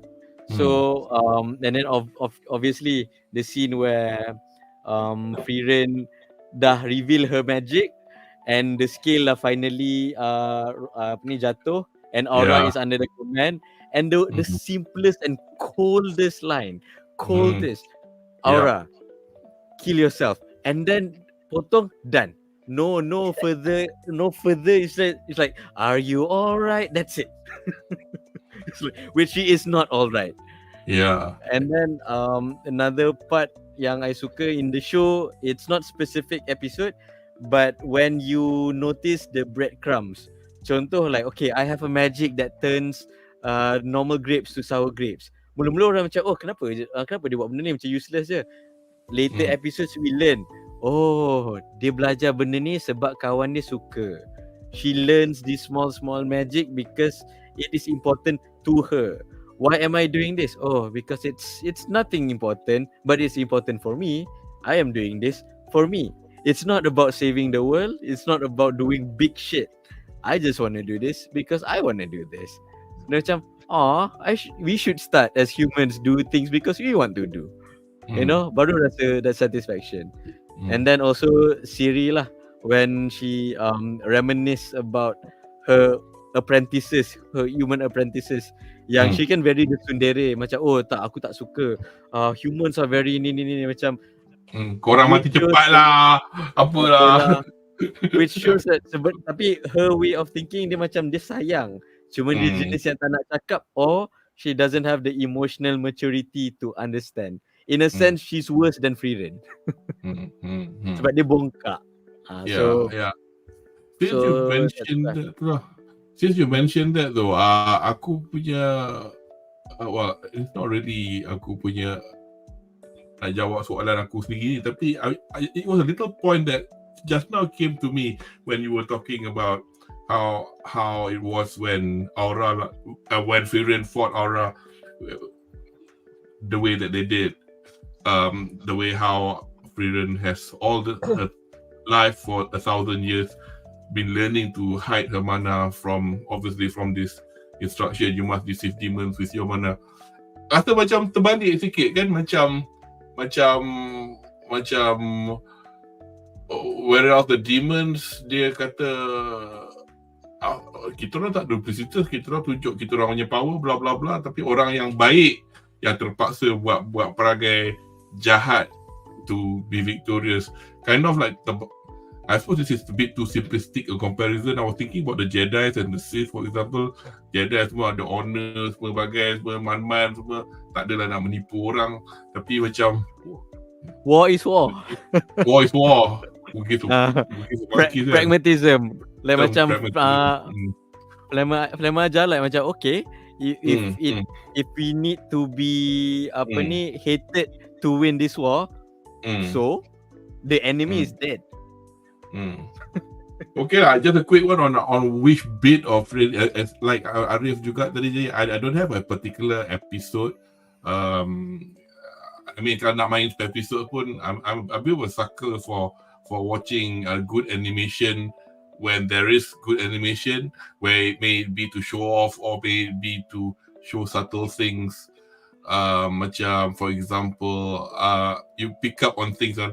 I didn't manage to keep a video of this. It might be here though, but while I thought I'll look for it. So essentially macam You see this a lot in slice of life animation, in which things like benda-benda bodoh macam apa nak duduk, cara dia angkat kain, dia duduk sebelah Stark, cara dia Stark pakai jacket, how they animated that beautifully. You know, they could have made it like so cincai, and because apa nak animate cantik ya, benda ni benda dia nak pakai jacket, dia nak duduk atas kursi. And then when they do show all the gedegang punya animation, because they were fighting at that time, so it's like you know, they don't skimp on things lah, and all the fight scenes, as far as I'm concerned, were very good. But itulah, but back to the apa benda yang aku suka is pretty much the subtleties are all paid attention to. You know, you don't have to have this is, for example, the fight from the famous episode 25. I'm going to put it really quickly just in case you know, so this is the famous one.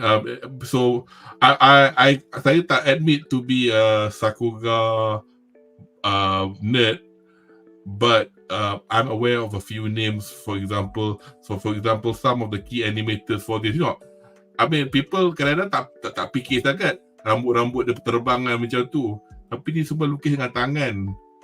This is not CGI or whatever. So I'm still impressed with how TV anime still gets the attention it gets. You know, and it's not just a film anime je lah yang get all the macam kan people talk about how in Ghibli films they do gedegang pakai tangan semua. One of the key animators for this is this Filipino kid. Not kid, I saw it early 20s now. Nama Verkrik. So anybody in the chat who's heard of Verkrik, and he was uncredited because kalau kau tengok pada bahasa, I mean it's all Japanese, so you need to look it up under translation lah. A lot of times when anime studios do things, they get help if they don't have enough people. It's not just a MAPPA thing, but they do get help, especially for in-betweeners.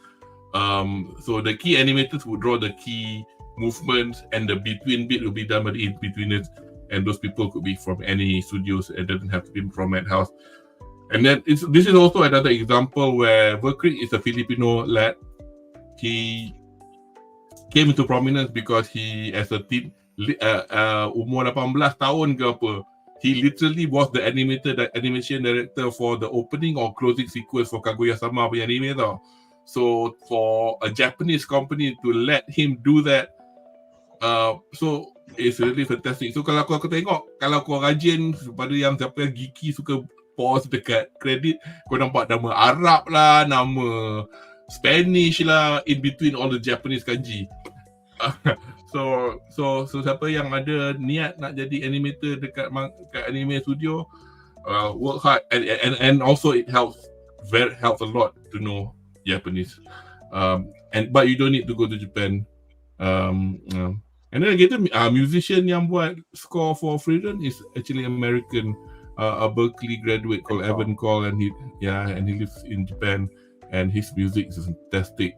A bit derivative. You might go like, oh, that's a bit Celtic, a bit Lord of the Rings, but yalah, dah cerita fantasy agaknya. What else James Horner kan?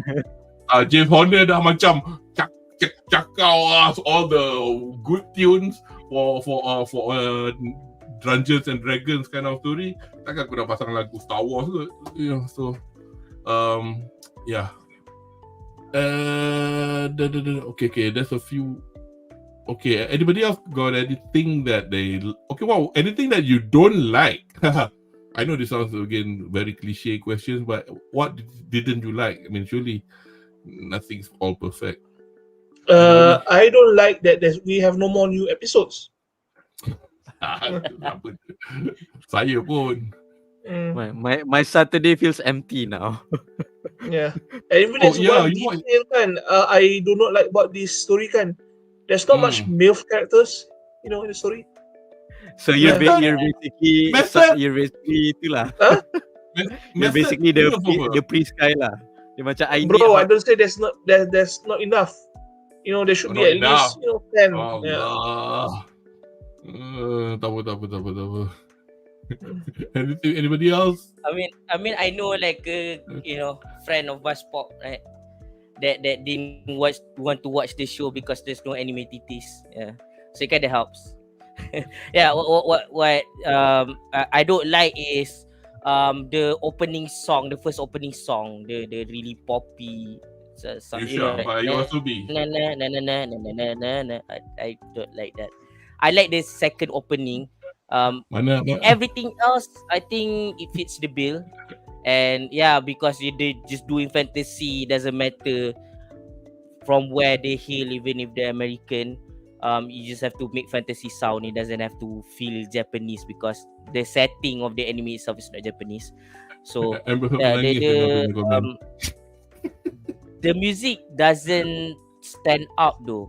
To me personally, nothing like really pops. But that's not like a minus to me. My only minus is the opening. The other one is kind of a little bit. But this is more like my expectation, not really the anime itself. This a little bit disappointed that the later half or the second half of the second half. And it's like focusing more on the competition thing, which is like taking away from the like mundane slice of life thing that I would watch it for. And I think that kind of like feel like it's tuning Generic. into the generic territory. Of shonen anime. If anything, those are the only minus. The opening music or the first opening music, and then that the fact that the second half of the second half is more, it's more Draggy. like here's a bunch of people fighting that's it. But for the most part, I like it. I like the show lah. Yeah. I just got to add though, it's interesting that you pointed out about the music. I guess I'm sure there's more than two fantasy anime this particular season. I just like to drift quickly to Dungeon, Civilization Dungeon. The opening song for the first episode, for the first core of that season was still a J-pop rock song, but it had a bit of a Celtic influence to it. I think quite a lot of I've never seen thus far lah an anime in which an opening tune for a TV series that shows some congruity with the story punya genre, so we wouldn't be getting a song that Arwen or whatever her name is, apa nama actress tu who plays Arwen, Liv Tyler. Liv Tyler kan, she sang, right, songs like that, or lagu when the two hobbits were singing. So I doubt we will be getting it like that. But the fact that they can actually Kudo, actually we do. Apa ni, Mushoku Tensei. Alah, aku tak tengok. Okay, which one? Ada Jobless Incarnation. I think Mushoku Tensei, best isekai series going on. I know, but opening song dia ke? Yes, the opening song is very, very I mean, I wouldn't say it's a song. Anri, would you call it a song? Because it's more of like a it's like it sounds like a ballad actually. Yes, it's not a pop song. It's I feel like it's not a modern song lah. Dia buat It's not a modern song, yes. It sounds like it's from the medieval times. Yes. Okay. Yeah, I think part of it is also they want to promote the musical acts, right? The new talents that every time they do these openings, they want to showcase different bands and solo artists. Yeah. So sometimes they don't have time or something. They want to go like, okay, if it can be like the sound fits the the bill of the show, at least the lyric makes sense to the show. So they just happenstance pick like, okay, in terms of the opening for the first FRIEREN, it's like, okay, it's more to the lyrics rather than the vibe of the music. It doesn't sound like it's from the tavern times or whatever. Yeah, yeah. But yeah, that's kind of like the part of the anime world that I kind of don't like, because they try to focus too much on showcasing different talents that they forgot to make it make sense to the story that they're trying to tell. It feels like the focus there takes you out a bit, because the intro is supposed to immerse you into the story, right? So when the intro sounds poppy and everything like that, it takes you out of it. When the very point of the intro is the inception into the episode, and so yeah, This that's is a one. shame. This is a good point that you've made. Aku jadi nak sambung pasal scoring as opposed to soundtrack punya our music that's in the opening or in the ending. But you are right. How incestuous the Japanese entertainment industry is, because the biggest company is Sony. So, for example, if you are under the umbrage of the likes of Sony Records in Japan, you've got it made. So, if you take, for example, a band that called Men with a Mission that I follow of late, Ariff and I, we went to see them in Manchester. They've been playing a few, not just one, many juga lah, opening songs for different animes, not just anime, film, and advertisements as well. So much so that whenever the album came out, the poster will come out, and every song in the track listing has a qualifier. Opening song for Golden Kamuy, opening song for the film Inuyashiki, for commercial. So, just to give an idea how big it is and how rugi it is when you leave a company like Sony. I'm still a big fan of a female band called Scandal. I first heard of them when I saw them perform for season 3 of Bleach, I think, called Shoujo S. So anyway, band ni dulu under Sony. So banyak lah dapat offer ni, offer tu, offer ni. But the thing is kan, kat Jepun dia punya cara dia handle business is very archaic. Dia orang lambat sikit lah compared to the West, in which orang-orang in the West makin lama macam we don't need a record company, whereas over there they still do. In a country where CD sales are still quite up there, albeit now baru sekarang diorang faham apa konsep streaming, but they're always lagging by 10 years lah compared to the West. So when Scandal left Sony, hilang terus offers dia nak buka anime tu ke anime ni ke. Took them a while, because although there are other big companies as well, bila dah Sony pegang, gone lah. That's how it is. Bukan Blu-ray everything, Sony owns a lot of things. Yeah. So and just a quick one. When somebody just I think Sai, you did mention that none of the the score really pop. Made it really obvious lah. Lagu dia sedap. Background music dia sedap ke tak? I think it boils down to how you do scores for TV. It's unlike making a score for a film, because for a film that's 3 hours long that you got and 3 different acts, whilst you have the motifs recurring, for example, a Luke Skywalker theme may be different from the Darth Vader theme. It will recur, but they will never play it the same way again. But in TV, dia tak boleh. Dia kena create a 3-minute segment, lagu badut main bola, 3-minute segment, lagu lawan pedang dengan whatever. So, and then lama-lama, kalau if you watch something long enough, you go, they're playing that song again. So, but that's the limitation lah of TV punya musical scores. But as much as it was derivative, very reminiscent of Lord of the Rings, I found it quite. When because I've got the whole soundtrack on my Apple Music. Bila kau dengar the soundtrack masa pengkebumian, Himmel semua, memang very nicely done lah. Memang boleh rasa lah. So I think Evan Cole did a good job, and I do hope that he gets nominated, which he will for next year's Crunchyroll award. Just a quick one. Anybody else? Or just now, Myra cakap, I think Obel gets lonely and wants a hero party too. Yes. This I wanted to answer this question. Tapi yang lawaknya semua mage tak boleh guna healing magic, hanya mang atau punya buku church saja boleh heal orang sakit atau poison. But that's a typical job system lah in macam Final Fantasy 1 buat macam tu lah. Because you get clerics, healers to heal. The mage doesn't heal.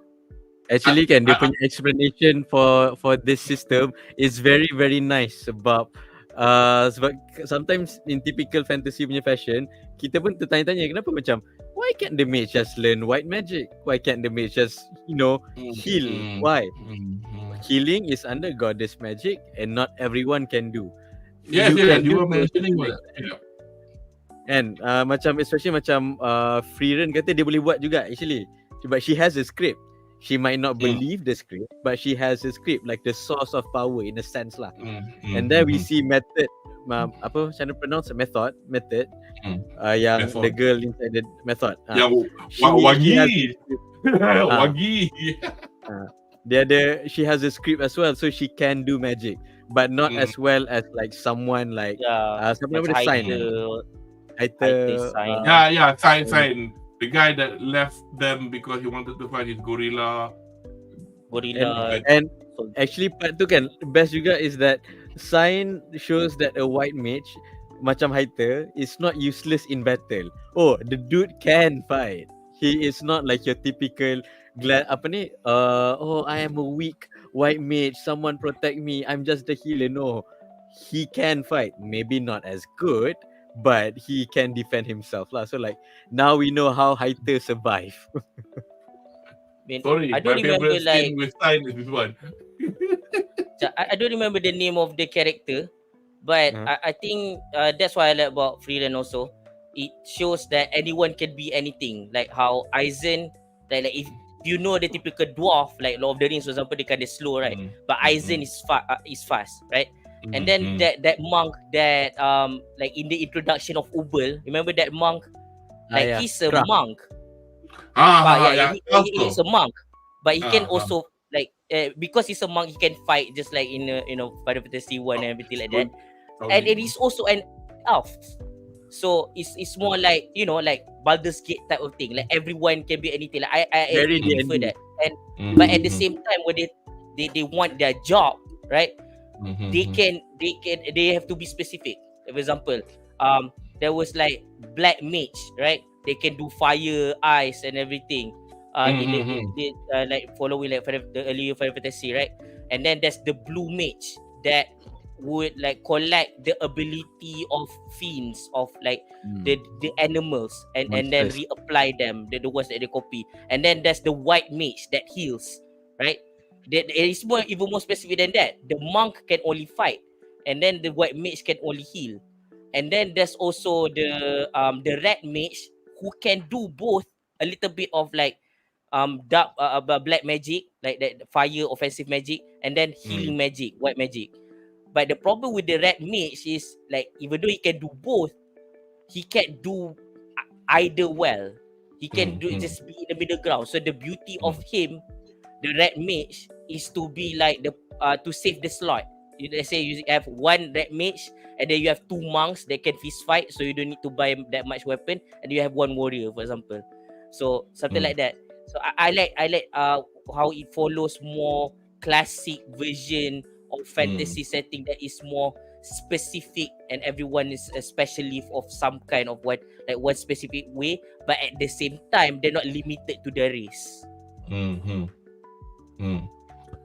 I just gotta add a few more things from chat here. Let me grab a look. Since we are on a bit on favorite scenes just now, just a quick one from Shin. Mengajarkan aku untuk luangkan masa dengan baik di dalam hidup kita ni. Yeah, I guess that's the underlying thing lah. I mean, how she finally really realised that sekarang dah mati barulah nak. Tapi it's not a problem for her. She can take 100 years to get to end it. and it'll be not a problem at all. Email lah, lambat. Himal lah. But him being the nice guy, he never ungkit even know the apa-apa. Dia baik gila, dia tak ada ungkit, tak ada apa pun. Favorite scene from Myra was FRIEREN getting eaten by the chess box thing or the mimic. But most meaningful for me is Himal's proposal and how he insisted on building more and more of his statues. Yeah, I mean it's funny that Himal dalam dia punya hero status tu, dia at the same time he's very narcissistic in a funny way. I think Anri would have seen that, he made a comment on his Facebook yang when he proposed kan tengah-tengah tu ada jam whether or not that's fans pretty much making their own opinion on whether that was the only thing stands between him and FRIEREN is time. And FRIEREN is time, yeah. That was quite nice point to point out. And Shin punya Tatsu favorite scene masa FRIEREN berbual dengan si Zeri berkaitan Flame. Walaupun hanya sekadar magic bunga je, tapi magic paling bermakna untuk FRIEREN. Yeah, this is another rebuke she gave to Zeri. Other than the fact that, you know, Zeri kutuk dia, kata engkau macam ni magician yang boleh kalahkan demon. At the same time kata yang bunga tu tak gila je, crap punya magic trick. It wasn't for the flower punya spell, Himal wouldn't have met her in the forest when he got lost. So talk about destiny. Bagi aku Zeri perkataan lah kenapa Zeri tak buat sekolah mage, sebab tu dinamakan magic, sebab magic tu rare, bukan semua orang boleh belajar dia. Actually Zeri ni for me kan, she's more of a traditionalist. Not just that tau. She, whether or not she fancies herself as, or this is what she is, in which she shouldn't interfere with what happened in the world. Because kalau hang gempak sangat, ya lawan Demon King tu, tapi she let things happen, right? So anybody got this on Zeri herself. I mean, like the Watcher in the Marvel universe. Itu because dia punya raison d'être dia. Reason untuk aku wujud adalah untuk observe, tapi bukan untuk interfere. Tapi is Zeri more of a narcissistic elf who want to show dia gempak, tapi macam suka hati korang lah, bukan masalah aku. What do you think of her? I think Siri, she has, I think she's the longest living elf in that world now. She considers herself the living grandma. You have to understand kan, the only reason why there's only few elves is because the demons have been killing them off, wiping out villages. There are very few elves around. FRIEREN jumpa dengan Siri is like once in hundreds of years now. Jumpa dengan elf. Siri has been living so long, she not only separated herself from humans, also other elves now. She's that old now. If she says she's 1,000 years old, she's probably longer than that now. Yeah. Okay, and she has considered herself I'm beyond elf, I'm beyond demons now. I outlived them both actually. That's her MO right now. That modus operandi. Her motive is actually to pass on her knowledge now, because she has devoted her life collecting spells from across the world in creation actually. And you remember what she says Flam has failed her, disappointed her. FRIEREN always disappoints her bila jumpa. None of her students can live up to her, because you know why? None of them can live half as long as her now. So, but she remembers every student and she never regrets teaching them. She just feels failure and disappointment from them, but she never forgets, and she always appreciates now, remembers them. Flam, even though she badmouths her, she still uses her magic to beautify her garden now. So Siri is actually nak kata simple, tak simple sangat. She's very bad at communication now, because she has no interaction of people that is her peer or equal now. Most of them are babies to her. So that when we see her tengok FRIEREN kan, her eyes like this tau. Macam tengok anjing kecil tau. She doesn't see FRIEREN as a people An from equal. her species tau. Because she has outlived FRIEREN, she has outlived Flam, she has outlived humanity. She probably outlived some dragons tau. This is one concept kan that the FRIEREN punya storyline kan showed tau. If you live long enough, you either become crazy or you become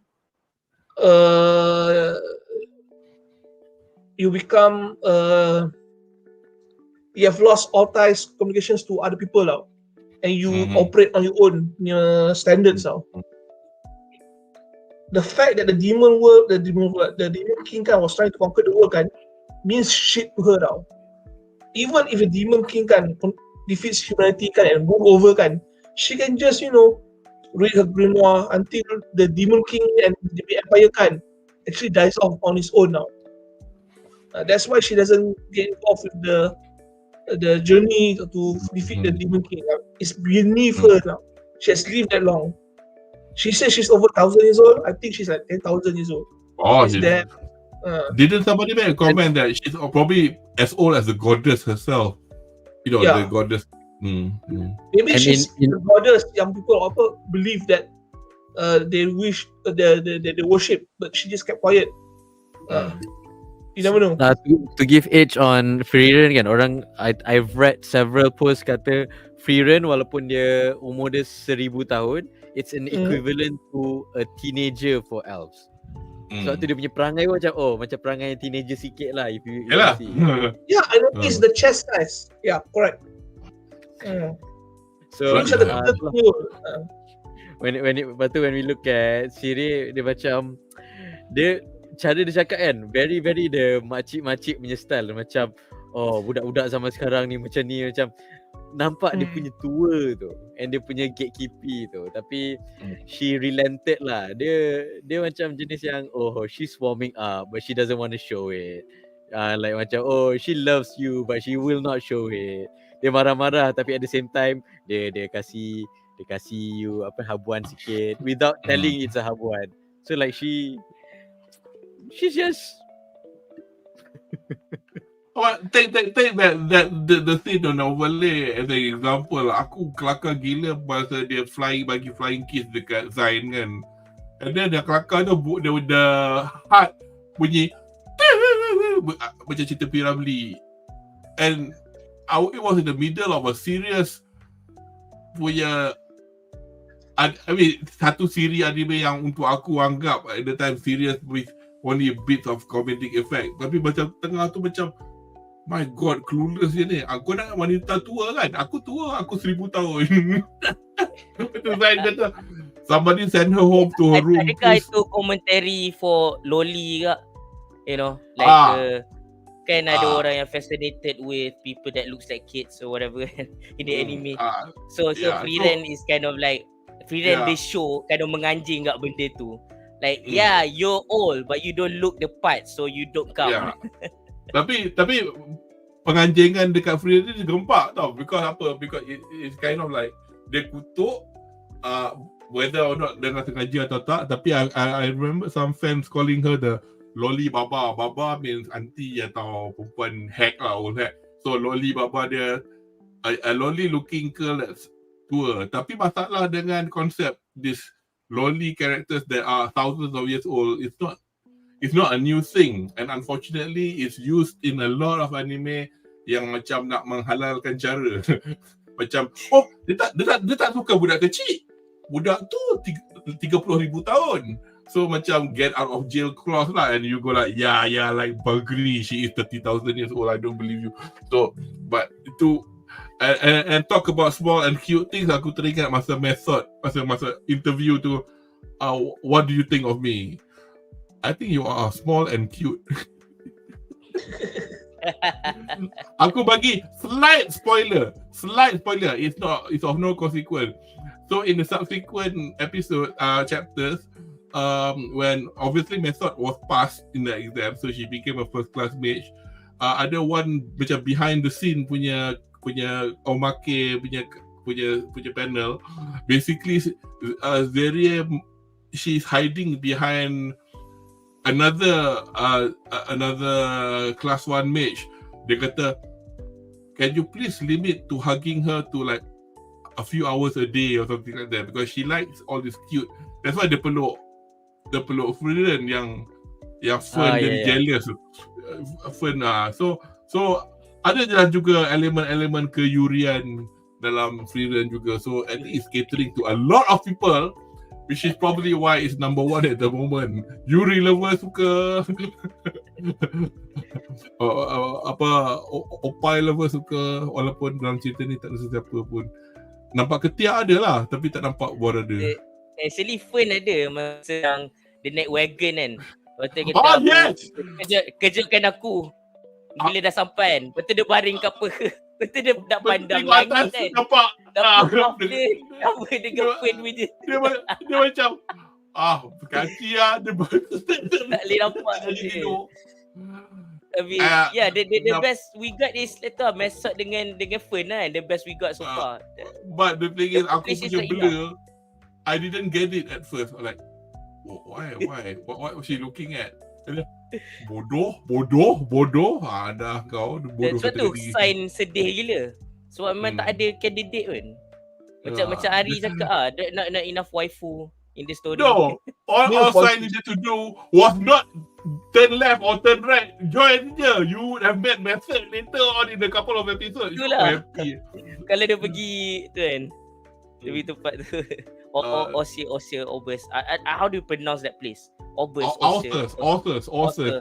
Because the thing that looks like a beta is actually what a German called Estet. Is essentially double S. So kalau kau ada pekan dekat Germany nama Essen, so dia Estet En. So or in our own vernacular will be ESSEN. So Aussers would have been spelled AUSSERST then Shin was saying Uber popular disebabkan dia. And he added, aku harap tim FRIEREN jumpa sign lagi. I mean, that's the bit that the last chapter, it's called it will be embarrassing if we do meet again. And taking a leaf out of Himmel's book is that the reason that they don't want to give long goodbyes because they might meet again, and FRIEREN's optimistic that they'll meet sign again. But FRIEREN's got the time, what? If they meet sign in another 15 years time, it's of no consequence to her. But kita lah nak tunggu. Tak tahu. Racun beli manga dah datang. Yes, because it's only 7 at the moment 10 volume je. Okay, what time is it now? The time is now 2 hours and you guys is almost midnight. I think I'll just quickly read up couple more.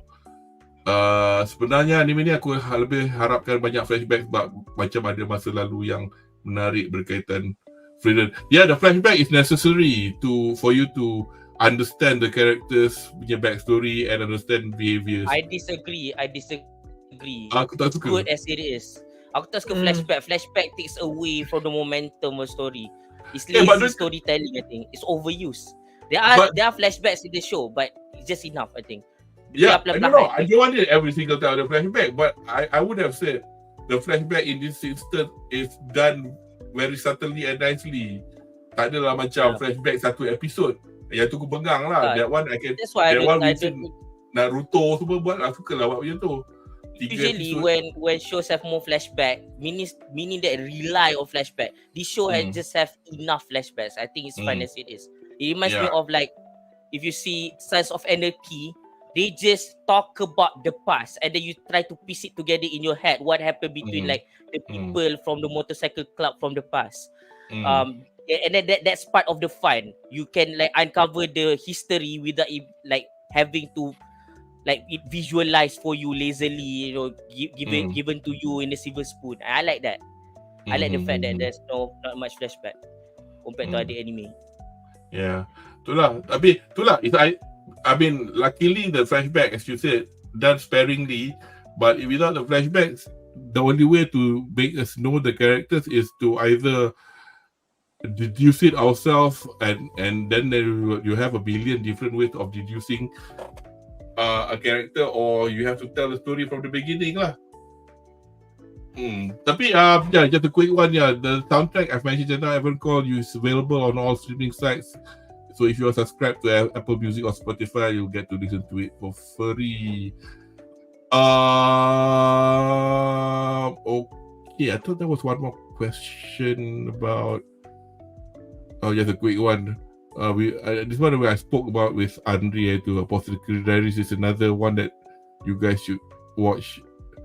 And also, itulah dah habis Apothecary Diaries, kekosongan lah juga sekarang. And okay, right. We're going on to the final segment, which is I think Apothecary Diaries has been confirmed as season 2. Oh yeah. Yeah, they should actually. Okay, kita ke segmen harapan.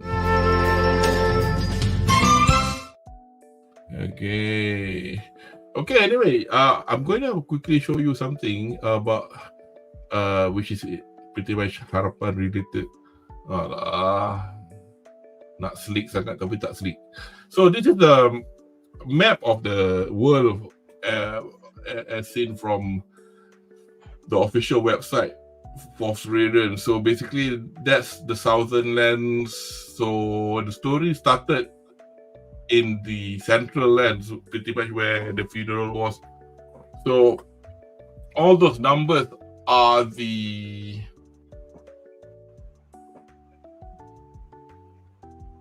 manga anime episodes.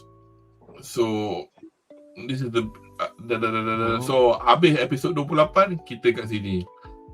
And this is where they got to go to.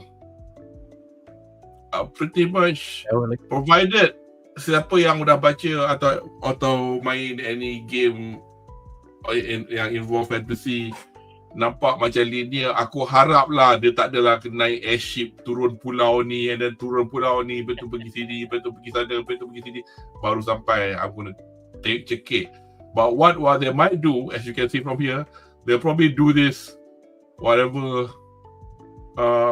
to get there. If I'm reading what I'm reading at the moment, kita baru kat sini volume 12. They could do another 2 course, but they have to wait lah. So either they have to wait another 5 years, but tu masalahnya hilang lah momentum. So now they got to decide. Konosuba took 5 years final season. I know, but at longer.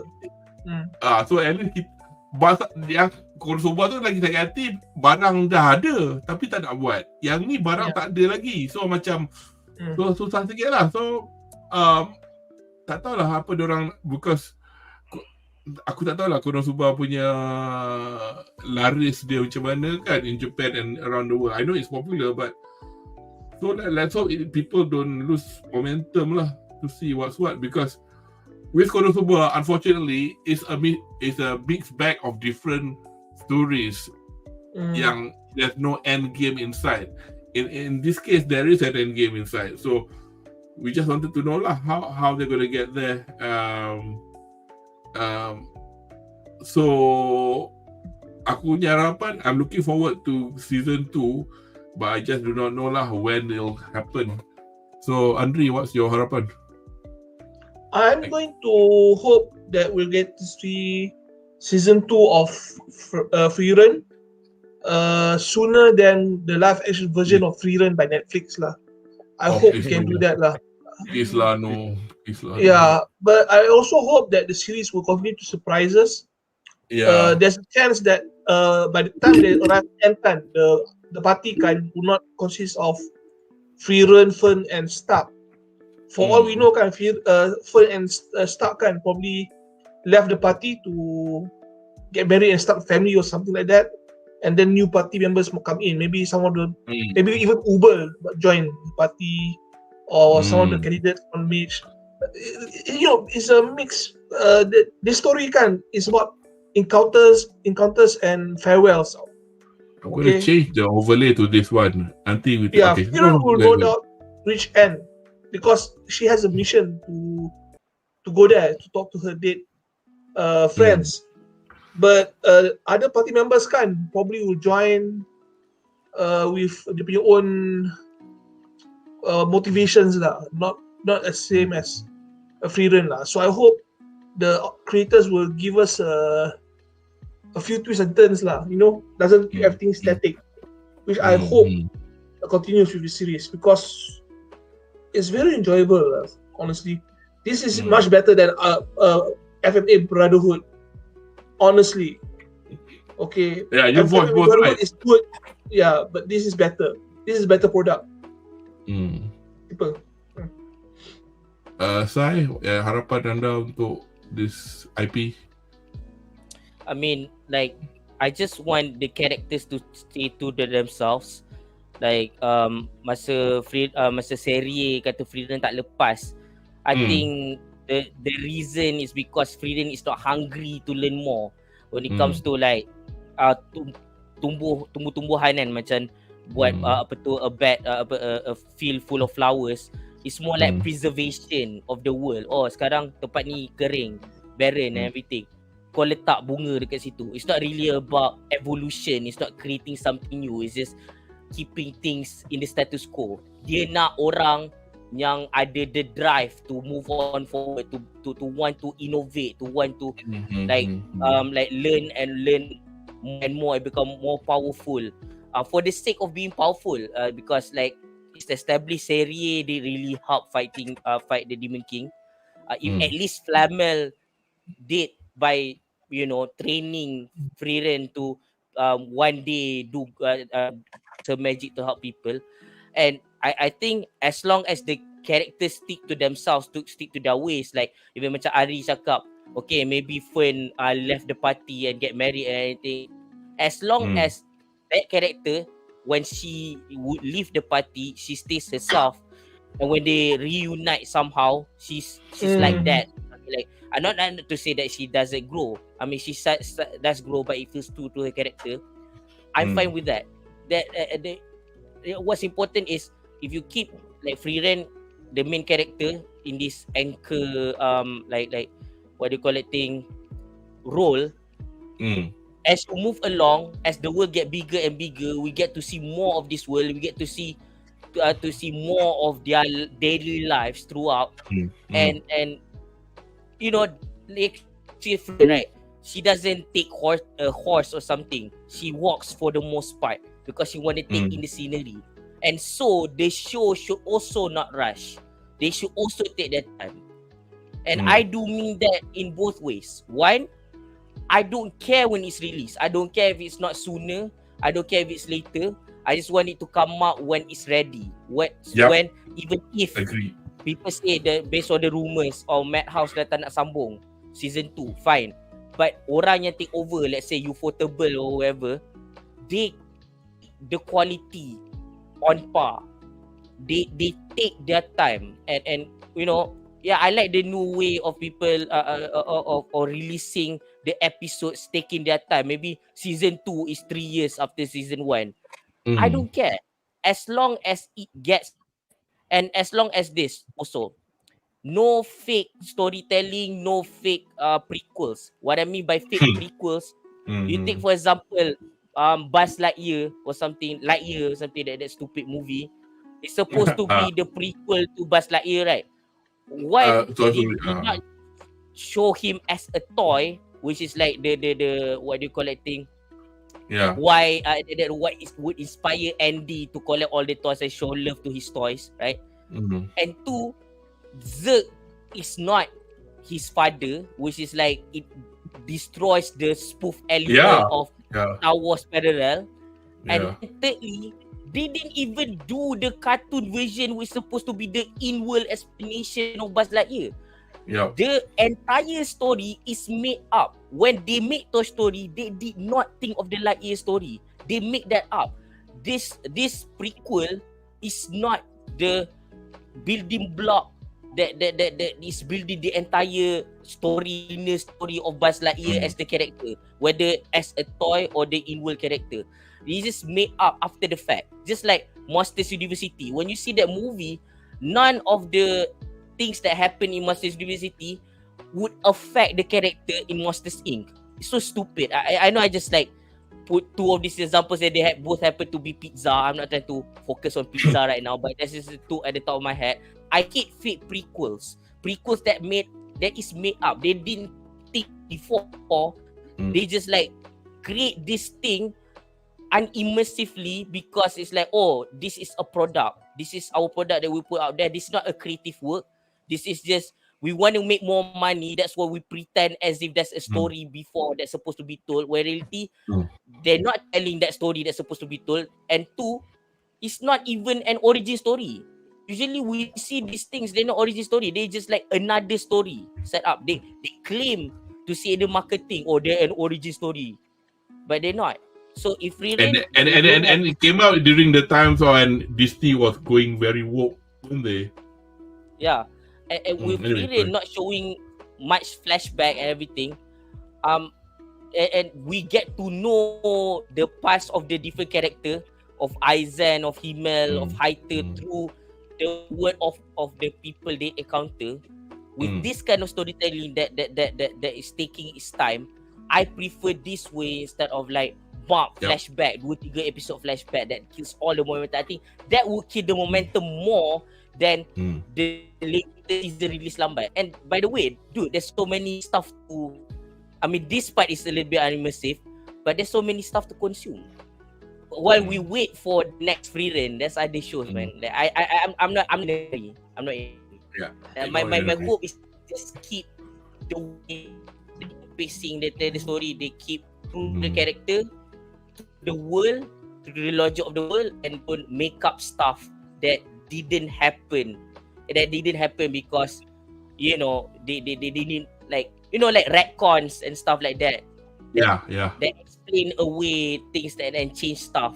No, I hate that thing. Ariff?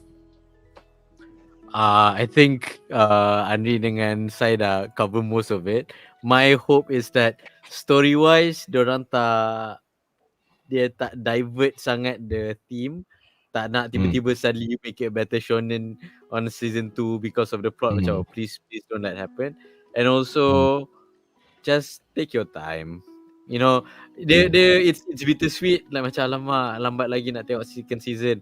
But please don't make this another OPM 2. Oh god. Yeah. By the way, I did not watch that. I refuse to watch that. I'm just gonna watch a bridge version of it and just watch season 3. And Season 3 is coming. I wouldn't hold my breath to make it pick up pace or anything. One Punch Man is a dead product to me now, you know. So the manga, manga dia cantik. Yeah, but it's hard for you to come back from after what happened.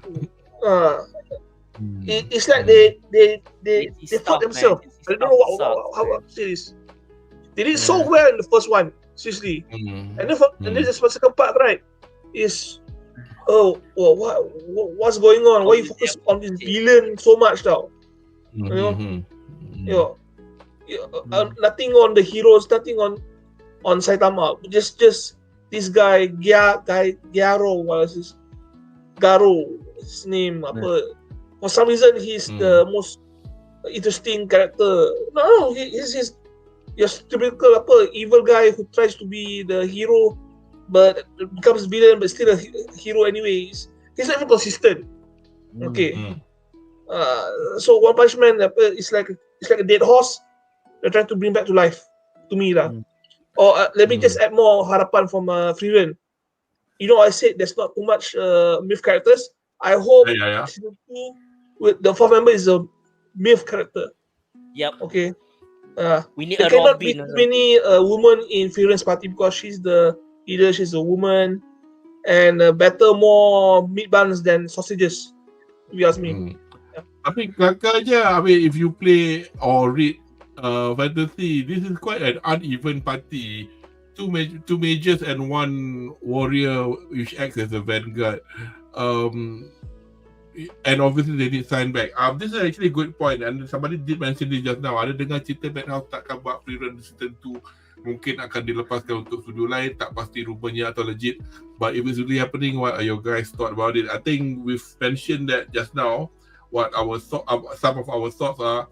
I personally have no issue, provided there is some degree of continuity with regards to the quality lah. Even the likes of Attack on Titan, masa dia orang tukar studio, there was still some rumblings because character designer tukar sikit and whatever, but at the end of the day, orang suka juga kan. Tapi we'll see lah. But thus far, with regards to this bit about the rumors, I think it is still just rumors. I mean, I just googled this while you asked this question. Let me just padam the comment. You know, it's in the realm of Reddit fora, or my neighbor list fora. My neighbor list lagi best. It will never get a season 2.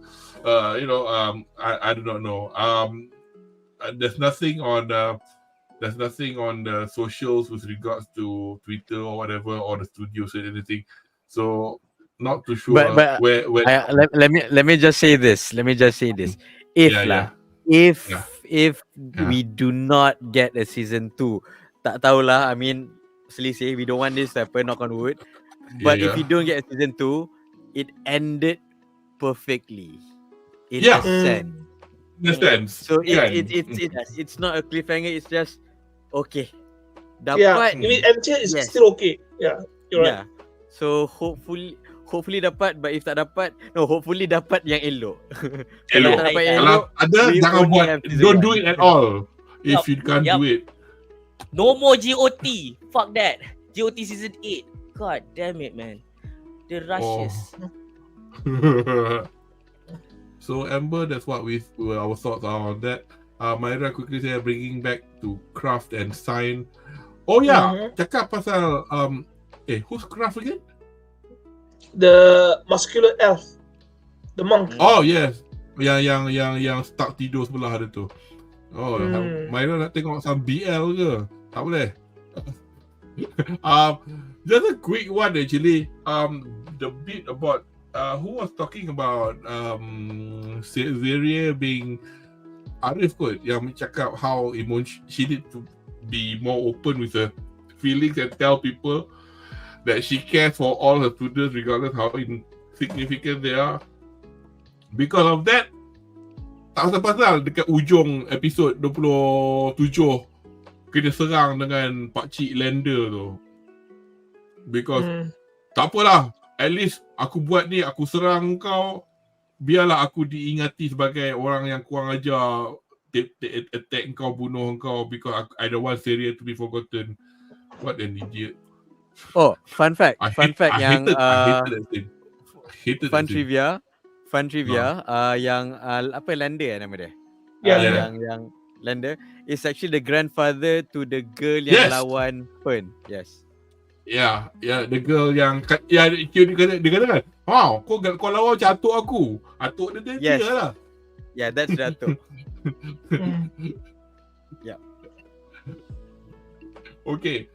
Just a quick one, if you could just apa orang panggil mana dia this is like a finishing touch before we say goodbye.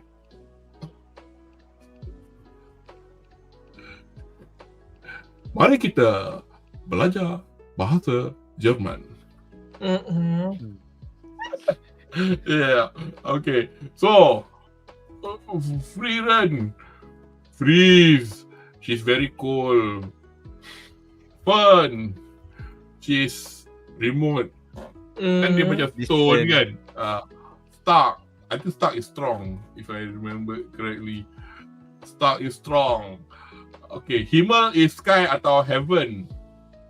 So, he's in heaven at the moment. So, as saya was saying lah, these people who wrote it memang agaknya buka dictionary kot. Eisen is iron. Haiter is bright. Yeah, he is the kind of like the cheerful one, yeah. In the Philosopher. party, right? Walaupun dia kaki apa, you fake cleric. Thursday tak best sangat because it still is sense, and so is series. Method is method, but flame is flame. Oh god, what's that? So yeah, but so all the it's quite nice seeing. Oh, let me see if we can say houses in English. So that's the estate. Extremely. It's actually a city. Oh, do you mean? Oh, sorry. Yeah. Okay. Must be an extreme city then. But itu dia. Mari kita belajar Jerman bersama BuzzPop. So, have you guys got anything else to say before as a parting shot? This is not a goodbye because it's okay. It's just gonna be a simple goodbye. We don't want to cry because it's embarrassing if you do meet again. Cik. Oh yeah. It was like we apa dia? Sekejap. Bukan lah. I want the story to continue. We back to FRIEREN. Saja je melawak Baira. But if I see you di kubu kuruk ni man.